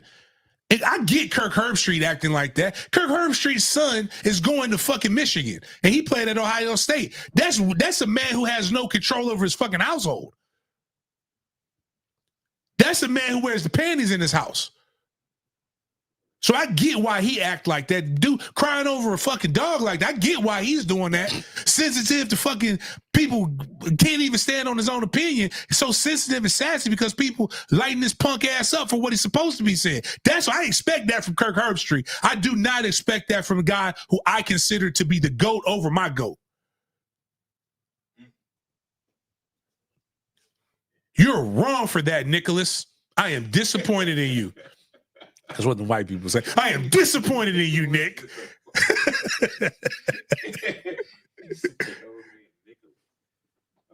But it couldn't happen to a better group of people. Couldn't happen to a better group of people. Because Alabama fans always got something to say. I can tell you this much, but going back, fuck Nicholas for a second. Going back to Kirk. Kirk, how much of a bitch does your son think you are to go to your fucking rival? He doesn't respect you as a man or a father. He could have picked any other Ohio State rival. He picked your main rival, and he not even getting a full scholarship. He's walking on. That means he believes it's better to be a Michigan man than to be a Buckeye. You have failed him. That's your cowardice from last year. He's seen that shit. And you over here smiling and retweeting shit. You should be ashamed of yourself. I tell you one thing, my son won't fucking do. He knows there's going to be some fists flying in that goddamn house on that day. That bitch, that bag better be. His son ain't good enough to get a fucking bag. He's choosing to go and pay. It costs more. He's paying out-of-state tuition to a rival. You, sir, are a terrible fucking father. You have not raised your son in a manner in which he believes is masculine, so he's deciding to do something that his mother wants. When those Republicans, my blood friends were talking about people not sharing the same bathrooms, they were talking about Kirk. If my son decides to go to the University of Florida over my goddamn dead body, he will. Not with me having to pay for that shit. That's because he saw my dad crying about guys not getting in who were losers, and he decided to say, you know what? At least Michigan has won a natty recently. And Joey Galloway, I'm coming for you too. Dr. Umar, 100 lashes to Joey Galloway. Over there fucking crying. But the SEC is so mighty. It's so tough to play Georgia one week and then get ready for Vandy. Shut the fuck up. At least we over here at Florida State, we 2-10. We taking our shit, dog. Nevin Watson put JCU sound like, I'm ready, goddamn right, I'm ready to put pause on Kirk Herbstreit. As a father, you're not supposed to let that shit happen, man. I don't know who their other rivals are. They don't have Ohio's not their rival. Is Michigan State or Penn State maybe a rival? I don't know. Maybe another Big Ten team. I tell Miami, I almost went to Miami. I don't mind if Trey goes to Miami. Miami's a great city. I'm gonna go down there. I'll go to the strip club, get me some wings, and have a blast. Go to the casino, do something. I'd be damned if my son go to Hogtown though. That is some bitch ass shit. That is blatant. See, one thing I don't do. See, a mistake I can handle, but what I won't handle, what I don't deal with, is fucking disrespect. Disrespect is on purpose and blatant. To go to your main rival, that is some disrespectful shit. That is purposeful disrespect. He saw you over there. Get the fuck out of here, man. Fuck them. Fuck Alabama with Magic Stick. I'm happy this shit happened. It shouldn't have happened last year. It was perfect to happen this year. Personally, don't give a fuck about SMU getting in or not, because I don't give a fuck about ACC pride. SMU, you want to know my opinion? SMU ass shouldn't have got in either for losing to fucking Clemson.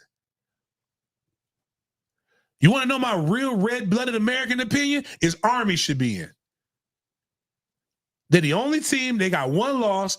Now, they got their ass whooped by Notre Dame, but fuck it. If I'm going to watch somebody lose anyway, I'd rather watch America. For the troops. Them kids, that's the best these kids will ever get when it comes to football. I believe that they should have an opportunity, and I believe they should host it in West Point, New York. But the fucked up part about all of this shit is that you don't know how to lose and you don't know how to take ownership for the trolls. And you go in there and say, well, 63-3, 2-10. Yes, all that shit happened. And your ass watching the national championship from home like us too. Miami fans, Florida fans, every time they keep talking to me about this shit, where are we watching the national championship at? Because when y'all pussy asses was missing fucking bowl games, when we was fucking winning, y'all still trolled us. So shut the fuck up and take these trolls. Miami, the best team you've had since I played in college. You said this shit. You said that this team was better than the 2021 national championship team. You said that this was the best team, the best collection of talent that you had. You said ACC or bust. You said all that shit for you to be watching the fucking ACC championship game at a bar like I was. For you to now be going to the frosted or unfrosted bowl. Strawberry Pop-Tarts. Matter of fact, you trolled us when we played Oklahoma in the Pop-Tarts Bowl. Actually, it was the Cheez-Its Bowl then. Cheez-Its. But now it's the Pop-Tarts Bowl, and now your ass is playing in that shit, and you don't like when people talk about you. We're going to watch it from the couch. Yes, we are going to watch it from the couch, eating toaster strudel like fucking adults. Because everybody knows toaster strudel is better than fucking Pop-Tarts. The only people who like Pop-Tarts are poor people. That was what I knew we were poor. And my mom refused to get on food stamps, so it had to be harder than what it really fucking needed to be. And I saw all the white kids on the commercials enjoying a toaster strudel. Meanwhile, I'm over here eating cinnamon fucking Pop-Tarts. Do you know how terrible cinnamon Pop-Tarts are? They were good when my grandmama was young, but my grandmama also was appreciative of an orange that she got for Christmas. It's a different era then, man. It's a fucking different era. None of these kids think it's cool. You're going to be doing the shit you stole from Western Kentucky at the Pop-Tarts Bowl that no kid thinks is cool. And Florida fans over here bragging, talking about, and then they lost 63-3, and then Florida State went 2-10, and blah, blah, blah. Bitch, you celebrating in fucking Memphis. Ain't nobody ever woke up and said, you know what? Outside of the white dude, Michael McDonald, who talked about walking and putting on blue suede shoes and walking in the rain. Ain't nobody ever woke up and said, you know what, how I want to spend my holidays? In Memphis, Tennessee. Unless you got family in Memphis, Tennessee. Unless Glorilla was a part of my bowl package, I would not play in a fucking bowl game in Memphis, Tennessee.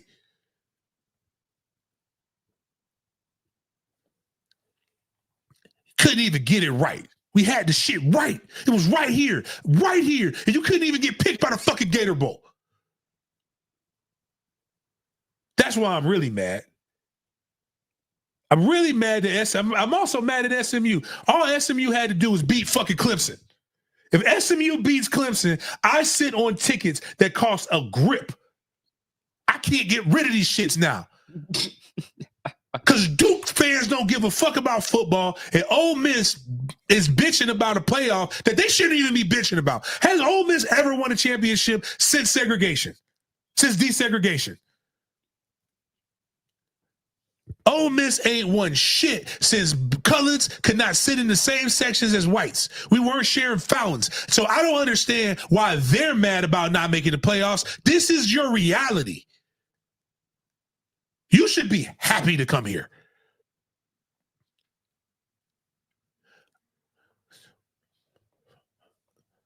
Miami over here at the Sunny D Bowl bragging about shit, talking about we over here. Meanwhile, they should be getting the grape drink.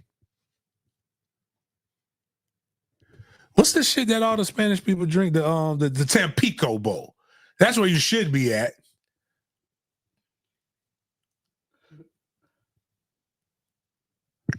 Let's get into some of these videos. I know My we bad. kind of went we kind of went on a little tangent, but we're gonna backtrack a little bit. So we got what James was mentioning earlier, the Nick Saban reaction to Alabama being quote unquote snubbed out of the playoffs. Oh, my bad. Miami Florida did get put. They got the second. It was originally said they were going to the Liberty Bowl. I apologize. They're not going to the Gasparilla. They're going to the backup Tampa Bowl. No, they're going to Gasparilla instead of the other Tampa Bowl. Whatever. Fuck it. Fuck Florida. By the way, they're not coming to Jacksonville. Is the point? Yeah. Sorry. Shout out Booger though. Shout out Booger. Booger hands. Does anybody notice Booger's hands does the West Side at rest? Like and Booger's the only real person on this panel. I get the dude to know like he got to do what he got to do to keep his NCAA video game shit. I don't understand Joey and why Joey feels the need to be light skinned, and fuck him. Just because he's a fucking Bama. That's the Bama grad, right? The quarterback that ain't never they got the nerve to talk about quarterback play when he played was the worst fucking stats in the history of a national championship by a fucking quarterback. And then fuck Kirk Herbstreit too. I respect you, Nicholas, but I'm disappointed in you. I can't say fuck you to Nicholas. He's a good football coach. Well, I think one of the things that I've mentioned, throughout this football season is if we don't take strength of schedule into consideration, is there any benefit to scheduling really good teams in the future? Like, here at Alabama, we're supposed to play Notre Dame, Ohio State, Wisconsin, Florida State in the future outside the league. Well, those are great games for fans to see, and that's what I think we should be doing. In college football is creating more good inventory for great games that people are interested in. But do you enhance people wanting to do that? What's the athletic director going to do? He may go cancel all those games now, knowing that the SEC is tough enough. But at the same time, I do think the best teams are in the playoff, which I think is most important. And no coach should have any complaint about what his circumstance is relative to getting in the playoffs or out of the playoffs, because they all controlled their own destiny and they all had opportunities and they had some flaws and bad losses that contributed to their circumstance. So this could be a learning lesson for each and every team and every individual on those teams. Let me tell you how I know.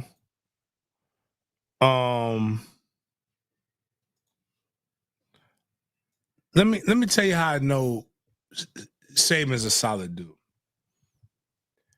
I thought the trouble in his voice was because of the disappointment for Alabama not getting in. It is, but it's not. Now that I rewatch it without taking the emotion out of it, he's disappointed in Dober. And he said something very important in there. I think they got it right. And no coach should be upset because they control their own destiny. Now, him reading what that trouble was him knowing that he's reading and spewing out bullshit for ESPN. Because what the fuck does and this is what I would have said. This is why I can't be on ESPN. They won't let me. I'd be like, I'd interrupt the coach. What the fuck does the out-of-conference schedule got to do with anything? With Alabama in particular. First off, please cancel the Florida State game. I'm begging you, please cancel the Florida State game. Matter of fact, Georgia follows suit right after that. But what does that have to do with that? Because you won every out-of-conference game, and your out-of-conference schedule was not tough. What you did, though, was you lost 3 conference games. What you should be saying is, I don't understand what the purpose of us playing so many conference games is. Maybe we should just schedule more out-of-conference games and only play 6 in-conference games. Like, every time y'all bring that up, I'm like, man, what are you arguing?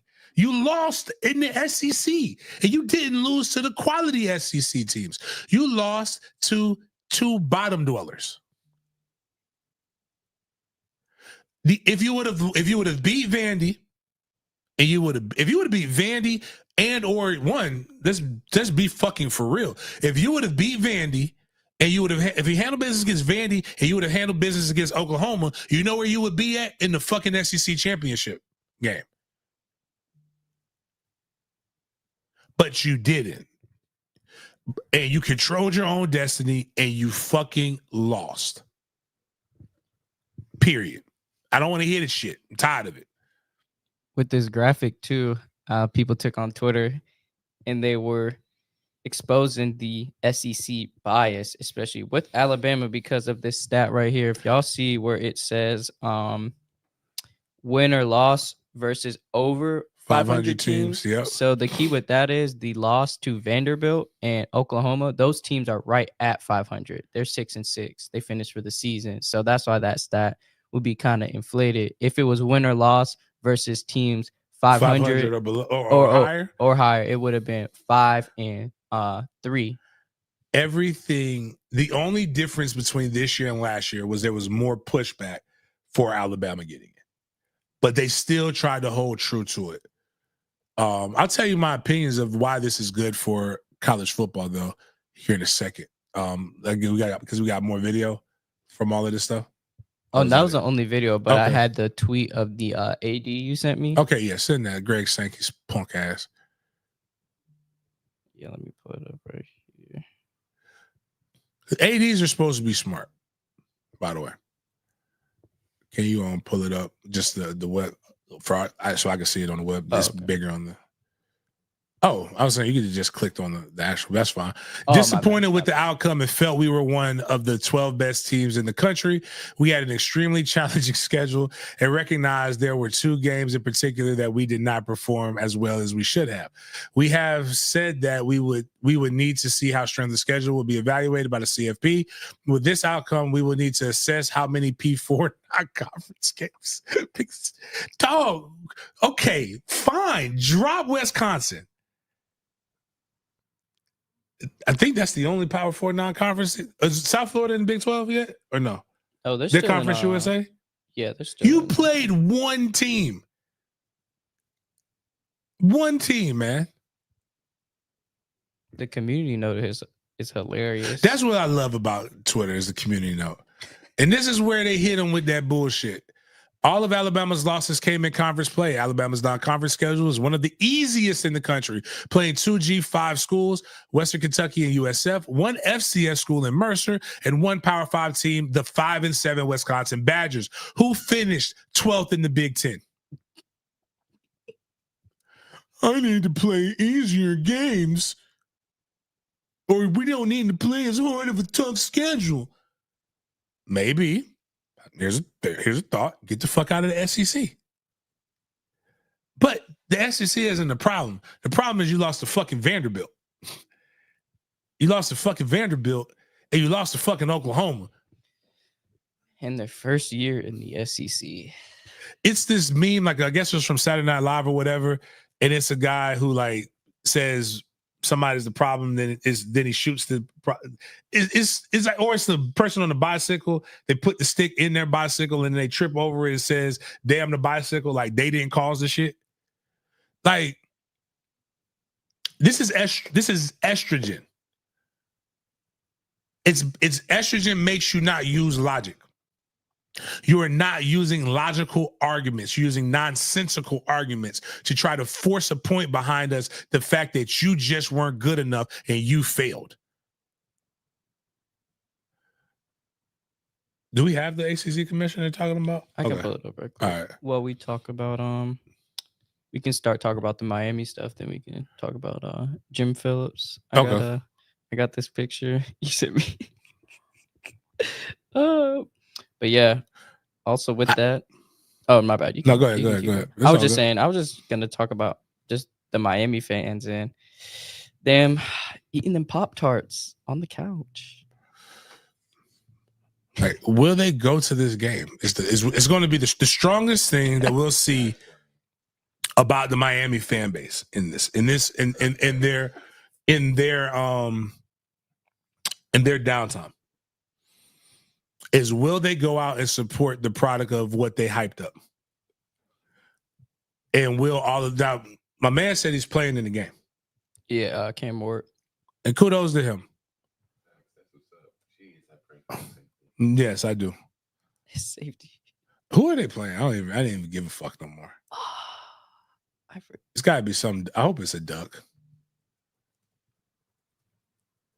It slipped my mind. Oh yeah, Iowa State.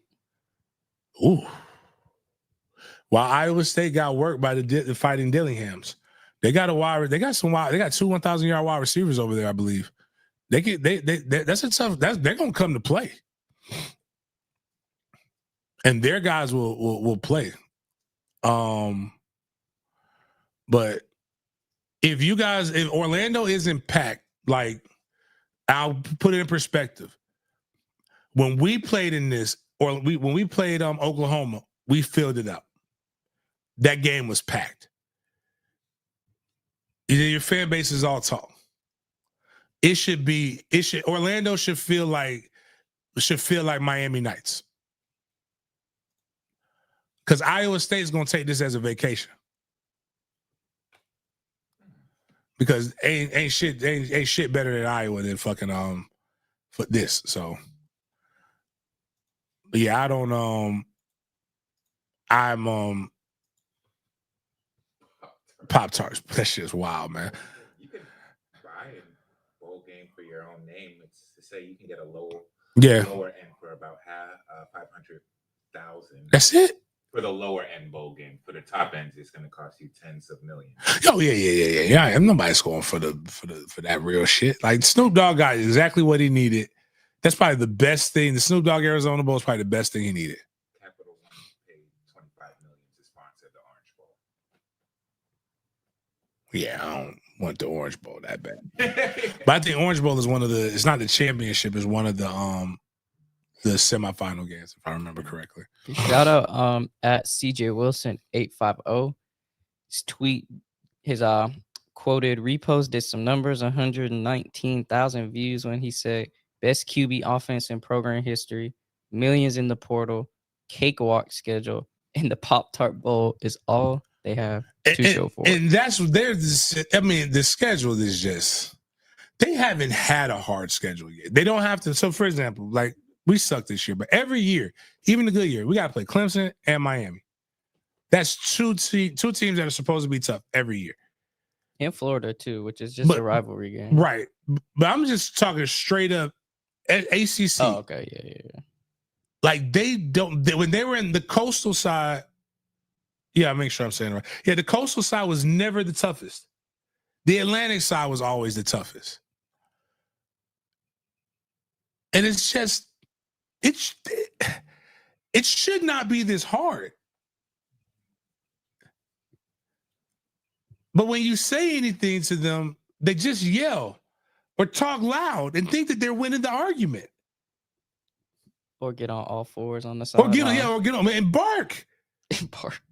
And twerk. Tooting that ass in the F. Man, you know how embarrassing that shit is? Real talk. Stop. Before we talk about, because he's a phenomenal player. All the guys listening to me right now, I'm fucking whatever you believe and don't believe about me. But I'm on the sideline every game. What would you think of me if you saw me on all fours with my ass in the air? You off that white girl? That's because I'd be right there, like for when I'm in the end zone, I can walk all where I want on the sideline. But if you saw me on the sideline in all fours in FSU gear, what would you think about me? That's what I think. I disassociate. I'd be like, I want what. Like, I want to joke about it, but I don't even have the confidence or the boldness to even joke about that. Like, even just like me doing my Michael Irvin impression. No, I don't want to do that. That's Michael Irvin's. He can have that. Like, black girls can have tea. I don't want that. For comedy, I could see it, but damn, that'd be rough. Yeah, no. He's just living a different life. Yeah, it's a different life. He was in Miami in the 80s. It was different. Different time. When they had that The puke. androgenary period, when the dude that was acting the most like a bitch was getting on the bitches, as Charlie Murphy would say. Charlie Murphy. That's R.I.P. his friends don't roast him. He's too rich. He's the richest. Yeah. man, so- Well, no, who's gonna roast him? Murder Ray?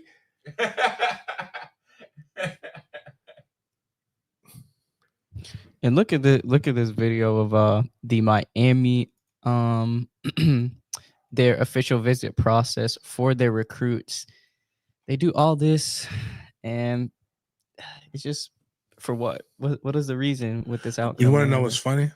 All this, and if there's two more guys that we really have a great opportunity to get. For Miami? No, just in general in high school recruiting. And if we get those two, you know where we're at? We're literally one spot away from Miami right now. Like all of the best season. So what they said, the best season in our like one of the best seasons Florida State had was last year. Mm-hmm. And we couldn't close it out in recruiting. Literally one of the best years you've ever had in recruiting. And that's not the class that gets you a top 10 class. Like they went, I ain't even gonna get into that, man. But let me see what are they doing? What are they doing?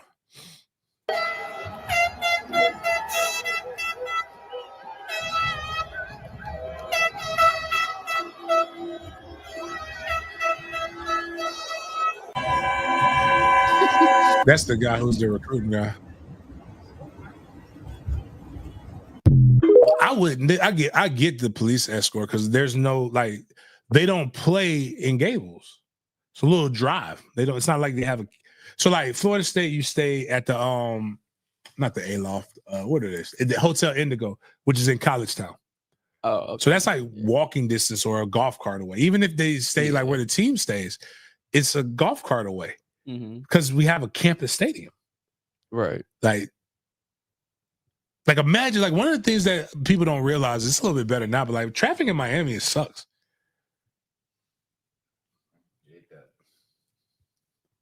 They lost the O-lineman too, and they're losing their class that they built. Like Justin Scott, who's a top D lineman, he's here, out of here. Like they said that this shit is whack.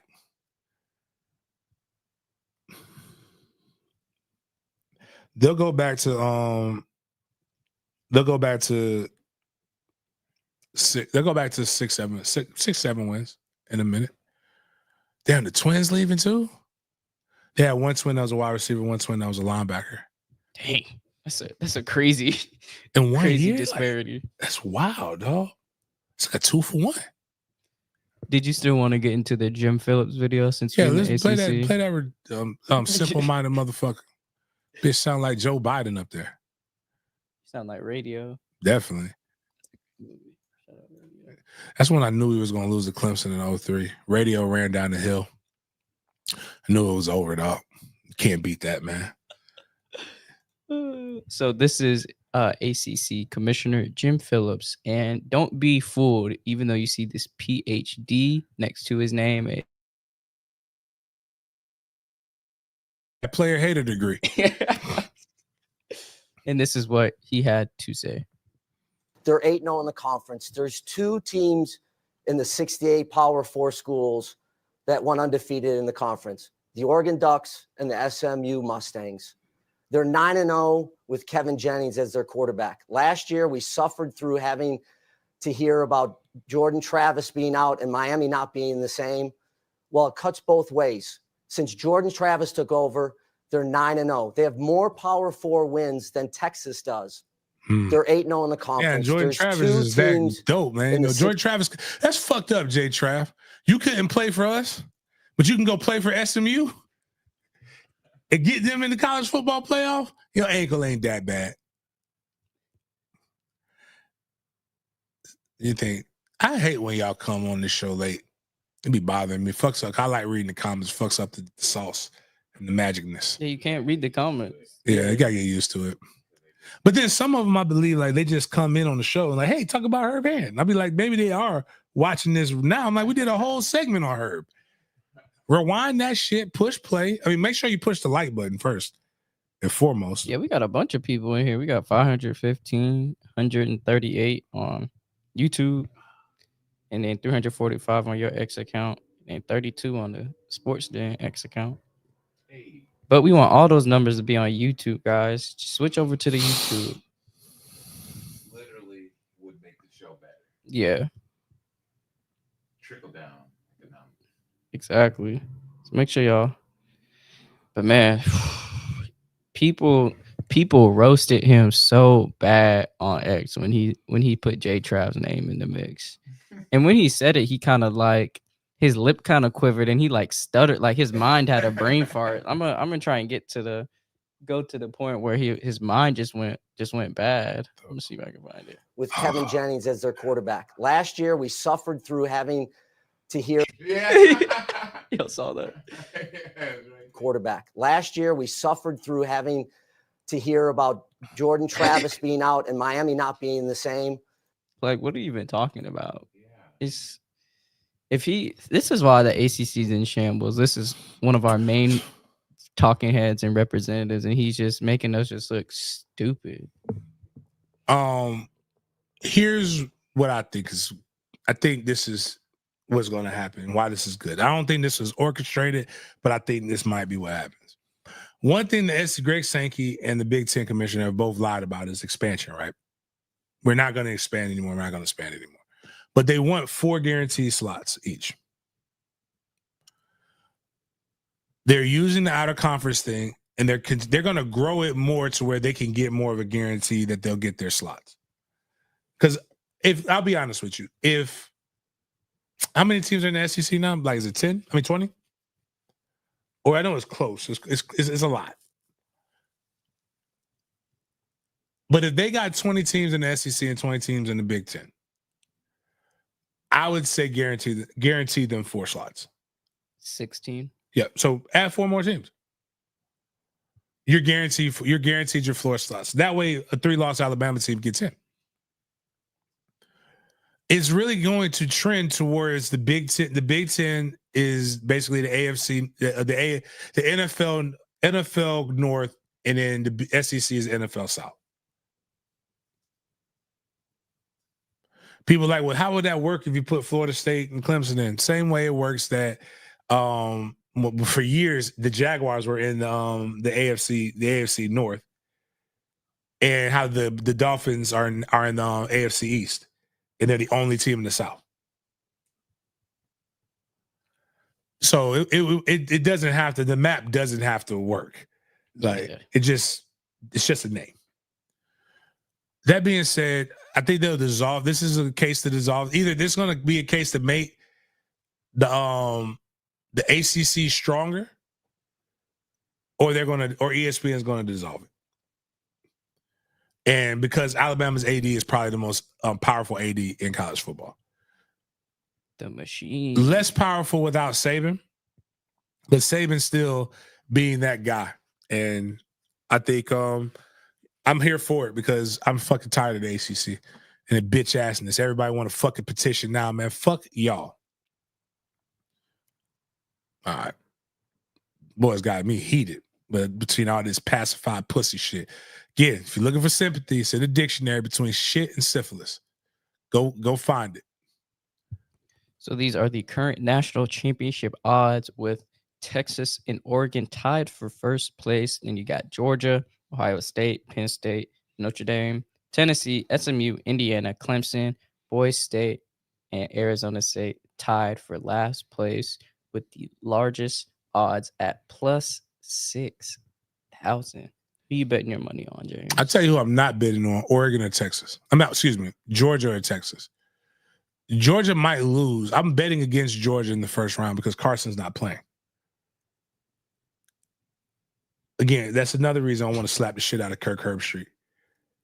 I want to slap the shit out of a lot of people. That the dude who drinks his coffee weird, that has the thing, like, I forgot his name. No, oh no. Will Levis just puts mayo in his coffee. But he's another talking head. Pretty disgusting. Another talking head. And he says Disgusting. FSU, if FSU had a competent backup quarterback, or I have they it said in they here. have. You haven't put that shit up there because this is the dumb shit I be talking about, man. The shit be stupid. Like it's not even, the points don't even make sense. Like you sat there with your thumbs and you typed that. And y'all be listening to these are motherfuckers who be having the millions on the shows. Is that the one I told him, please shut the fuck up? Oh yeah, shut the entire fuck up. Yes. He said Florida State had a JV offense like Georgia lit that shit up.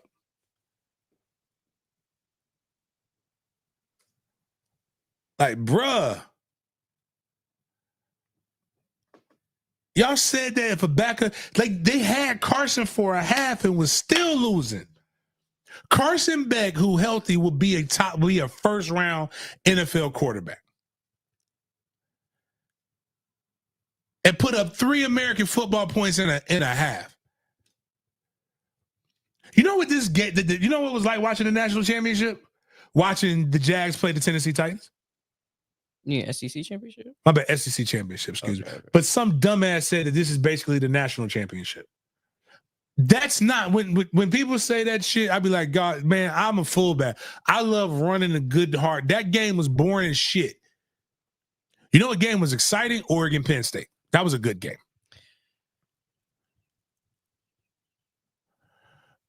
Like, bro, like y'all fucking bananas with some of this shit, dog.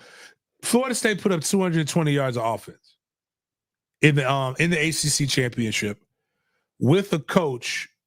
With a quarterback that was a third string quarterback that found out that they were playing at kickoff. You know how many yards Georgia put up? 270 with the interception. It wasn't like they just like it wasn't neither one put up like an offensive clinic.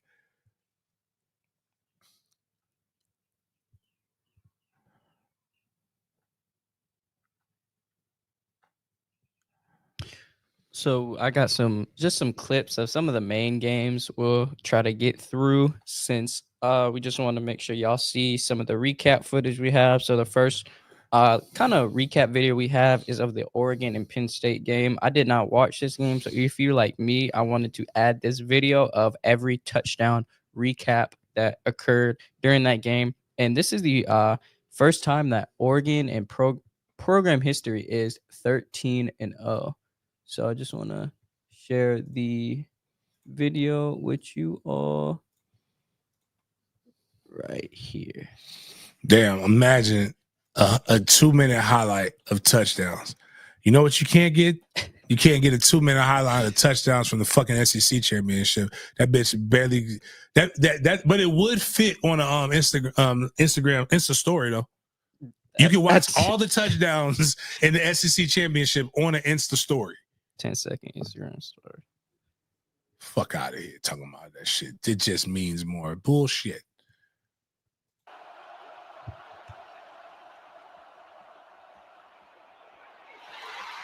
Oh my that God. was clean. You know, I like these referees don't give a fuck about them pads being over the knees no more. These boys out here wearing boy shorts. In high school, none of these plays go off. But I never wore knee pads. Because, be honest, with 275-pound guy coming at you 20 miles per hour, one thing I can promise you is no pad is protecting you. You might as well just try to be fast. Oh, you see that? Getting serious. Fullback. That's why I knew Oregon was winning for a reason. I really don't know who's going to win the playoffs. Like, I can see every team getting got, honestly. You know, man, I think this is a perfect time for my boy Dilly. Really? I want them to win. With Ski to be? I texted my friend. He was white. This is a preface. I was like, I want the ASU to win. And then I was like, that's how a white man run the ball. If you know, you know. And he's like, don't know. And I'm like, what? And I sent him the clip of the movie. He doesn't know. That's one of the greatest clips because it's so tough because he's supposed to be playing a racist and he's so not a racist. Stone Cold. But like that shit's hilarious to me. That's how a white man runs the ball. All right. Oh, this was a crazy play. Step up in the pocket while getting tugged. I think that was DJU's brother, right? That was holding. That was getting the sack. Yeah. He's DJU's nice. brother is nice. That's why He's you can tell nice. why his dad is loving on him. Yeah. Y'all, I mean, He a listen, first round I draft tell pick. y'all this shit, and y'all don't be believing me. I love Trey to death. That's my firstborn son. He is not my favorite. Killer's my favorite. And y'all be like, you shouldn't say that, man. Bitch, my kids at least know. Y'all show favoritism to y'all favorite kids all the time. And they just have to get it from a like kind of, oh, I know my mom doesn't love me as much as she loves the other kids. These my kids know where I stand. I don't know if that makes it better or not, but it is what it is. Trey gets everything when I die, so it ain't much, but a couple helmets and some jerseys, but he gets it. House in the projects in New Jersey, that'll be his too. So then we had an exciting game. I watched this game. So we had Brennan Marion Go versus the Boys State. And Boys State played at home and they beat UNLV 21-7. But before the game, they had a press conference and Ashton Jeanty wanted to show his gratitude to his O-lineman. And he's just a stand-up guy. And I just want to share this video with y'all, just so you know that he took his entire offensive line out to dinner the week of the game. So this is a reporter asking him about it, and let's see what Ashton had to say. One of your offensive linemen said that you might have treated them this week. Is that true? And if so, what did you guys do? Yeah, we took a little trip down to Barbacoa, so it was you ain't blocked no 3 texts, Mad Dog, so I couldn't invite you. But it was a good time, and just to show my appreciation for them. You don't get 2,000 rushing yards by yourself. They did a great job all year blocking for me and opening up holes, and I couldn't do it without them. And he's a good guy. Really appreciate them. I'm gonna stop. He's a do-it-yourself running back. There's been some shit where it wasn't nothing there, and he just was getting it. Like this is good. Be appreciative, but like this motherfucker was good. So Ashton is. I'm just tired like of the argument. Like one of the things that people have been putting up, and I don't want to disrespect Travis because he's good, but I agree. Snaps ain't stats. And this kid is all right. Everybody's like, well, if I got 30, I was like, no, you couldn't. 7 yards of carry is fucking impressive at that level, first off. But let's be real. All right. Look at how this defense is. This defense is lined up to this offense. The box is loaded. That safety is walked down. The other safety is there to just help. Those corners are basically in one, or I would go ahead and say they're locked man. They're man. Everybody knows who's getting the ball most of the time in this offense. Is there safe to say that if you play Boise State, the only person you have to game plan against is fucking the guy standing straight up in a running back position that fucking drives me nuts, but he's good at it. There are other people on offense for Colorado that you have to account for. Mainly, probably the guy who's going to win the Johnny Unitas Golden Quarterback Arm, or Shadur Sanders. Their running back is pretty good. They have 2 other wide receivers that are really good. On defense, and again, this is not saying that he's not good. I personally think I really do believe he would have had over 2,000 yards receiving if they would just let him play wide receiver and maybe play spot duty at DB. Treat him like how the reverse of how because again, and we've seen this before. Champ Bailey was really, really good. Desmond Howard was good. I'm trying to think who. It was Charles Woodson who I was thinking about, not Desmond Howard. Charles Woodson was good. Like we have guys who have played both. Miles Jack played running back and linebacker. Like, we've seen this done at a high level before. We've seen running backs run for over 2,000 yards before, but he'll probably break Barry Sanders' record in the first playoff game if they continue to use him the same way they use. And they say one touchdown. Man, listen, dog. They run. It's I believe it's 40 seconds between each play, right?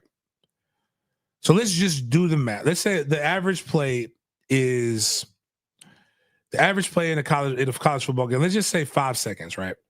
And that's being really, really short with it. So go. So if he's getting, do we know what the stat total was for this game?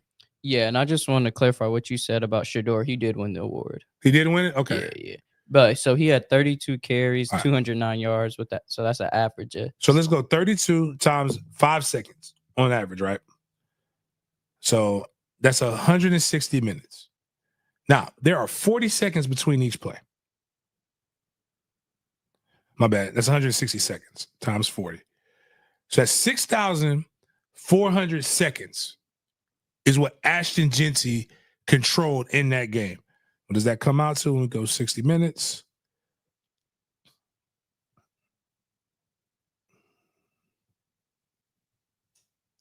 I don't know. I did that. I got. You got to do the 6,400 divided by 60. You said 64. Yeah. What did you? Hold on. You So got 6,400. So right? 32 carries. So 32 carries times 5 seconds. Mm-hmm. That's 160. Mm-hmm. Times, so 160 seconds times 40 seconds. That's 6,400 seconds. And I got to divide this by 60, right? Yeah, 60 seconds in a minute. See how many. So that's 106 minutes. That can't be right. Where are you getting the 40 from? It's 40 seconds between plays. Oh, okay. Got you. Trying to figure out his time of possession. Y'all math people got to help me out here. I'm trying to figure out how much top he gives every game. Let's just do 40 seconds times. I'll just do 40 seconds times 32. All right, that's more believable. All right. He's about 20. So all right, I know how to do it. All right, 40 seconds times 32 is equal to 1280 divided by 60. That's 21 minutes and like 33 seconds. And what did I say? What was 32 plays times 5? Equal to that divided by 60. So another 2 minutes. So he's responsible for about 24 minutes of football. My bad. Yeah, how much top he gives? Time of possession.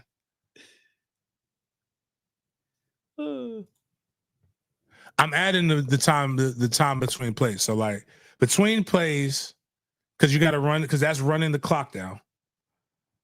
He's averaging the 20. That's 24. There's 48 minutes in a game. No, that's high school. Excuse me. There's 60 minutes in a game. He's taking. That's if you want to count plays, right? Travis Hunter having play. If plays are a stat, time of possession is a stat. Imagine playing football like you are actively playing, like an active part of running through people for half of a football game. All right, cool. It took me a minute to get there. I should have thought that through before I started. But yeah, Ashton deserves the Heisman. I think Travis deserves the Heisman as well. But it's just he's it.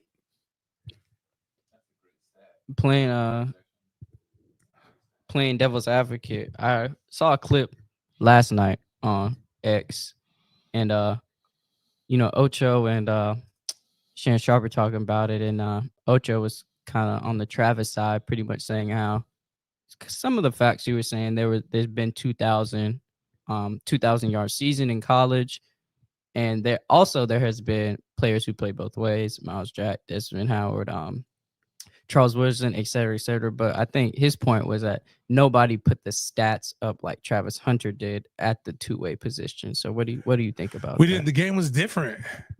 You got to remember 2,000 yards as a quarterback was great. Then Like, we weren't flinging the ball around. It was a run-heavy game. So put it in perspective, what he's doing in a where we pass the ball more in this generation is even more impressive because he shouldn't be doing this. It was the game was physical, was way more physical. It's not that what Travis is doing isn't impressive. Right. It's just like if how many, like, again, show me what other quarter, how many times Shedeur Sanders throws the ball again. Like, Charles didn't get that opportunity. So I mean, that's, I mean, I again, it's impressive what both of them are doing, but he's not even he's really good. Again, because I think people misconstrue saying that I have a preference with tearing down somebody else's achievement. And it's a really good achievement, but I don't know. But when you really break it, if we're going to use plays, like Barry didn't do this. Like, all the work is on him. Like, you literally only have to stop one person. And that's just me using his yards as the stat. It's not using that fact that when he runs routes, when he blocks. And that's the thing that I think everybody keeps kind of forgetting. Like, you get hit every fucking play at running back. Play action, you get hit. And their passing game is predicated on the play action. I put it like this. Has Colorado won any games without Travis Hunter? I think he's played. You know what I'm saying? But Travis was out last year. We've seen them win. Mm-hmm. If Ashton Jeanty wasn't at Boise State, do any of us think that they would be here? And I'll leave you with this. If I have the Davey O'Brien Award winner, if I have the best corner or best receiver in the nation, I have the Big 12 offensive player of the year, Big 12 defensive player of the year. Who's representing the Big 12? Arizona State. All I'm saying is, if I got that on my squad, I better be in the college football playoff.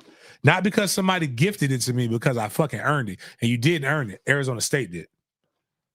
The lowest number of the lowest number of passing attempts Shedeur had this season was 29. The lowest number of passing attempts? That's attempts, not completions. And who was that against? Probably Nebraska. Kansas. Oh, and you know why? Kansas literally did to you what Ashton Jeanty does to everybody else. But here we can play this Ashton Jeanty. This was his breakout 75-yard touchdown run against UNLV this past Friday. Pause. All right. All I'm doing is just looking at all right, so we got two receivers, right? So 1, 2, and 2 DBs, right? No safety. The safety that was there is gone. Like, he saw the run, he went for the run. So we know class. We know there's 11 people on each side of the football field, right? So 2 minus 11 is 9. So it means there are 9 people committed. So y'all let the zesty motherfucker tell you can't run with 8 in the box. There's 9 in the box. When there's 9 in the box, she typically sore, but there's 9 in the box, and watch him bust it open. Now, with that 9, that quarterback can't block nobody, right? So that means there's 8 offensive players. Well, the running back, he can't block nobody because he's running, right? So that means there is 9 people to block. There's 7 people to block 9 people. And are you telling me that this motherfucker broke a 75-yard run on that? This is witchcraft. Push play. A coach knows that this is coming. And there's nothing they can do to stop it.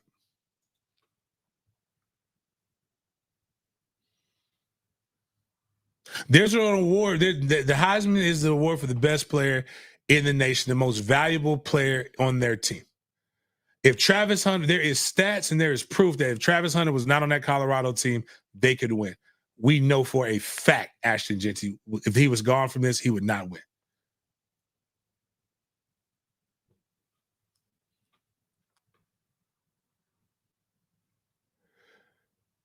there was T-Rob 813. That hole was huge. They knew it was coming. Was there, all my argument is this, was there not 9 people in alignment? Can we put it back to the beginning of the play? Because I want people, because just in case you come to this part of the show, because this is what we're talking ball here. We're not talking about our opinions or what happened or what we feel should happen or any of these different things. Was there not 9 people in alignment right here, right now? We don't even need to play. Actually, I'll even, you know what, fine. Was there not 8 people in alignment? Was there not 8 in the box? And we say you should not be able to run against 8 in the box. That's all I'm asking. Was that play? Did they even give a fuck about the wide receiver? Mind you, if you don't game plan for Jimmy Horn Jr., if you don't game plan, I forgot the other wide receiver name for Colorado. But it's 2 wide receivers right now. If you don't game plan for Colorado, they will fucking light your ass up because they have a quarterback who will be in the first round. I can't argue. You can have an argument that he might not even be the most important. He's not the most important player on Colorado's team. There's an argument for that because Shedeur is that. Shepard, that was his name. Thank you, Shepard. Shout out, Luke. Thank you, Luke. Shepard and Horn are NFL players. If he's not on that team, they're not winning. And that's not taking anything away from Travis. Colorado would win games without Travis. They have won games without Travis.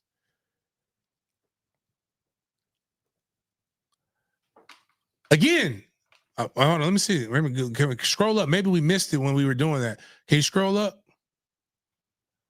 Because nobody's saying, like, we're saying Barry did this without. I remember that Barry was the first person I ever seen. Okay, so nobody wants to. Okay, so we can move on. Nobody can account for the fact that there's 8 in the fucking box, and 8 in the fucking box is designed to stop the run. And he's done this all year. Again, it's okay to admit that it's impressive. It's okay. Like, that's a big deal. Shedeur is the best player.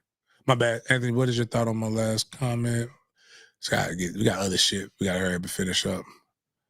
That's what Travis is for him to win. For him to be the Heisman. Winner, he would have to have a record-breaking year. I think he put this.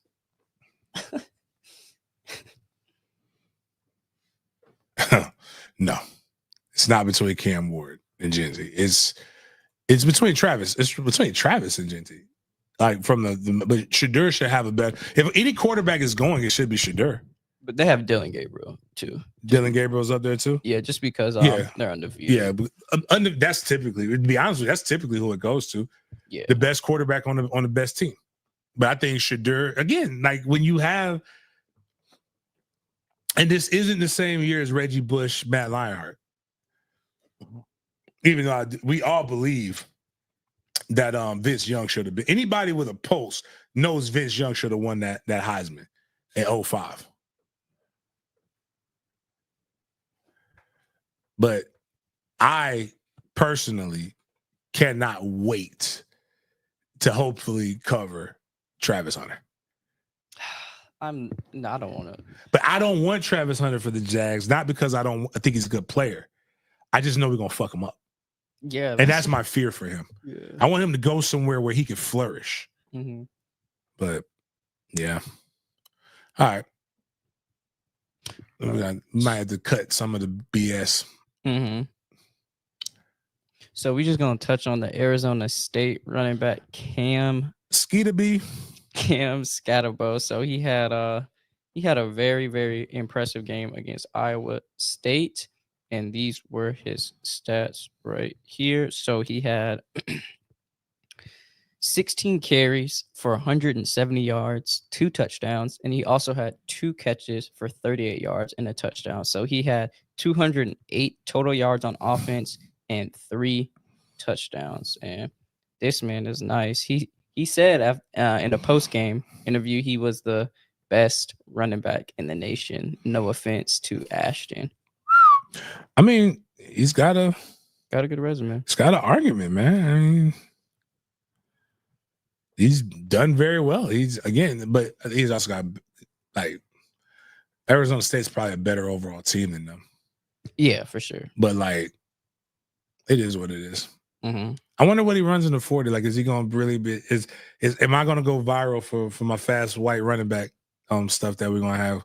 This combine, I was sitting here worried about, like, because from a selfish perspective, but there's so many storylines to cover. It's going to be funny. But again, he could be a better running back because he has better overall system, better quarterback, better wide receivers, better, like, there's, again, if Skeeter B didn't play in some games and they won. So again, those are just my things. But yes, we all love a good white running back story, but I don't see it. All right. So I want to play the Carson Beck injury he sustained against Texas, just to give y'all a little glimpse and insight just about what his how he's planning to recover, the timeline of his recovery, and things of that nature. So we shouted out this guy before with the Trevor Lawrence Aziz hit of him breaking down the medical implications of it, and I just wanted to double back with him just because I feel like he does a really good job at doing this. So let us know what y'all think about this video in the comments, please.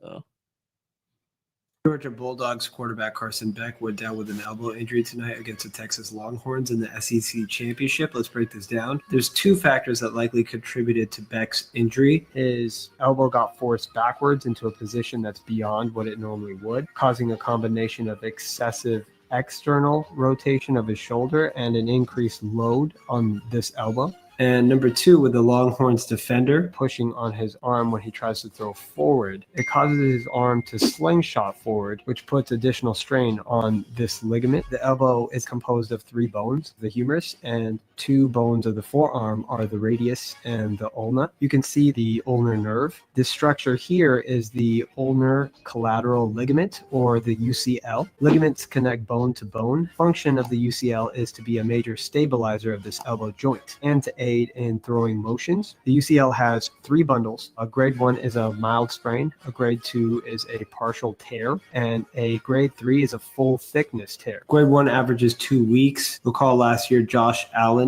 played through this injury in 1 week's time. Grade 2 average around 6 weeks if it's non-surgical, and a grade 3 would be 6 to 9 months with surgery. This is similar to what we saw with Brock Purdy. Wishing Carson Beck a safe and speedy recovery.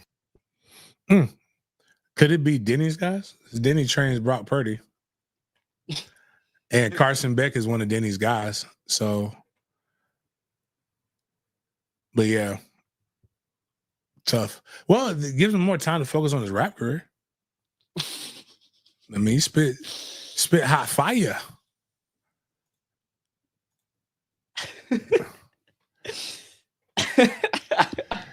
I mean, this is crazy. So this is a I think this rapper, they're from Baltimore, but I say there because it's a they them. I did my research.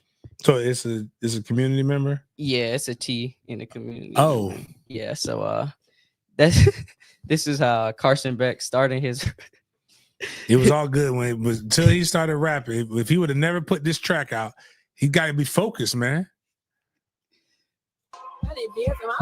Keeping it fresh while I'm shaking my butt. Fuck with your man and I'm making a nut. I piss them off and they calling me nut. I shake my ass and they call me a slut. I'm just saying. All right, for those who don't know what Carson looks like. All right. Now scroll back down. All I'm saying is, have we seen both of them in the same room at the same time? Because Carson's white too, by the way. I know he's white. He just looks albino. And he just looks kind of ugly. Is that Is that really is this a albino or is it just? Nah, it's not out. I don't think he's out up there. I think he's just real light. No. I don't think he's out. He's light skinned. Well, I don't even know. Light But they're skinned black. albino But is. that's a black. Yeah, they're definitely. Yeah, by his hair, I think he's black. That's an L. That's an L. Just try not to take no L's today. I'm not taking an L. This is the other generation. This is the new generation that's trying not to have our community. I try to be even y'all just destroyed it in here. And then even when she's rapping about it, gross. I'm crying, bro. It's an evil world we live in. For real. You're not a rapper. You're a weird thing to look at in front of a microphone. That's why they put you there. You look funny. All right. Let's just go ahead and wrap it up. Yes. Cadence Salter's coming for a visit. Ooh, nice. That's a good one. I'm happy about that. Once we get everything, I'm going to be over the top hard Pause. on pause on our team this year. So I was terrified. I can't judge stats. I just gotta judge. I can't if I can't see their heart, I can't judge it no more, man. So I don't want Castellanos. I mean, I don't want no 5'9" midgets at quarterback. As a guy who stands right at close between 5'11" and 6 foot, bro, it is hard to see over offensive line, man. Yeah. And yes, we run an offense that's more of a power spread. My brother in Christ, man. Just like give me at least 6'1", 6'2". No, he's not Kyle, but he's fast. He can skedaddle. Now, if Castellanos wants to come in and play slot receiver, I'm all for it. Kick return. Kick return, yeah, God bless him. That's what he's going to be doing in the NFL. Like, that's just the part I don't understand. Like, just go ahead and do it. Like, let's get practice for the goal. Like, put that pride shit to the side. They don't want it better. Like, BJ Daniels was one of my I grew up with BJ Daniels, played at South Florida, beat Florida State. Congratulations to him with Jimbo. Wanted to play quarterback. Do you know what he played in the NFL? Wide receiver. You learn how to do it earlier, you ain't got to worry about all this other dumb shit. So, we got anything else we got to put up? No, we can wrap up with that. We can add the other stuff for the next show. Talk about the NFL week on Wednesday, any other college football news we have, and just some of our other big Games B.S. segment. But yeah, we almost at 2.5 hours. Yeah, we got to end it, man. Appreciate you guys for chopping it up with me. Hopefully, we'll have more coaching news, more coaching breakdowns. If y'all want a show where I could, well, actually, once they finish everything, we'll evaluate. I'll do a show evaluating the entire staff. For my guys who are on Twitter, please make sure y'all come over here, subscribe, push the like button. Once we get this, I think we're trying to get to 7,000 or 6,000. I don't know where we're at. I was trying to get to 7,000 subs. Once we get to 7,000 subs, we'll give away $500 on Big Games BS, and then we'll give $200 to a member. Membership has its perks. It's $3.99 to become a member, all the way up to the all-in package. Please read what the different packages give to you. All money that's made on this goes toward the nonprofit, which also goes toward the 7-on-7 and doing things of that nature. Appreciate you guys for chopping it up with me. We will see you guys next time.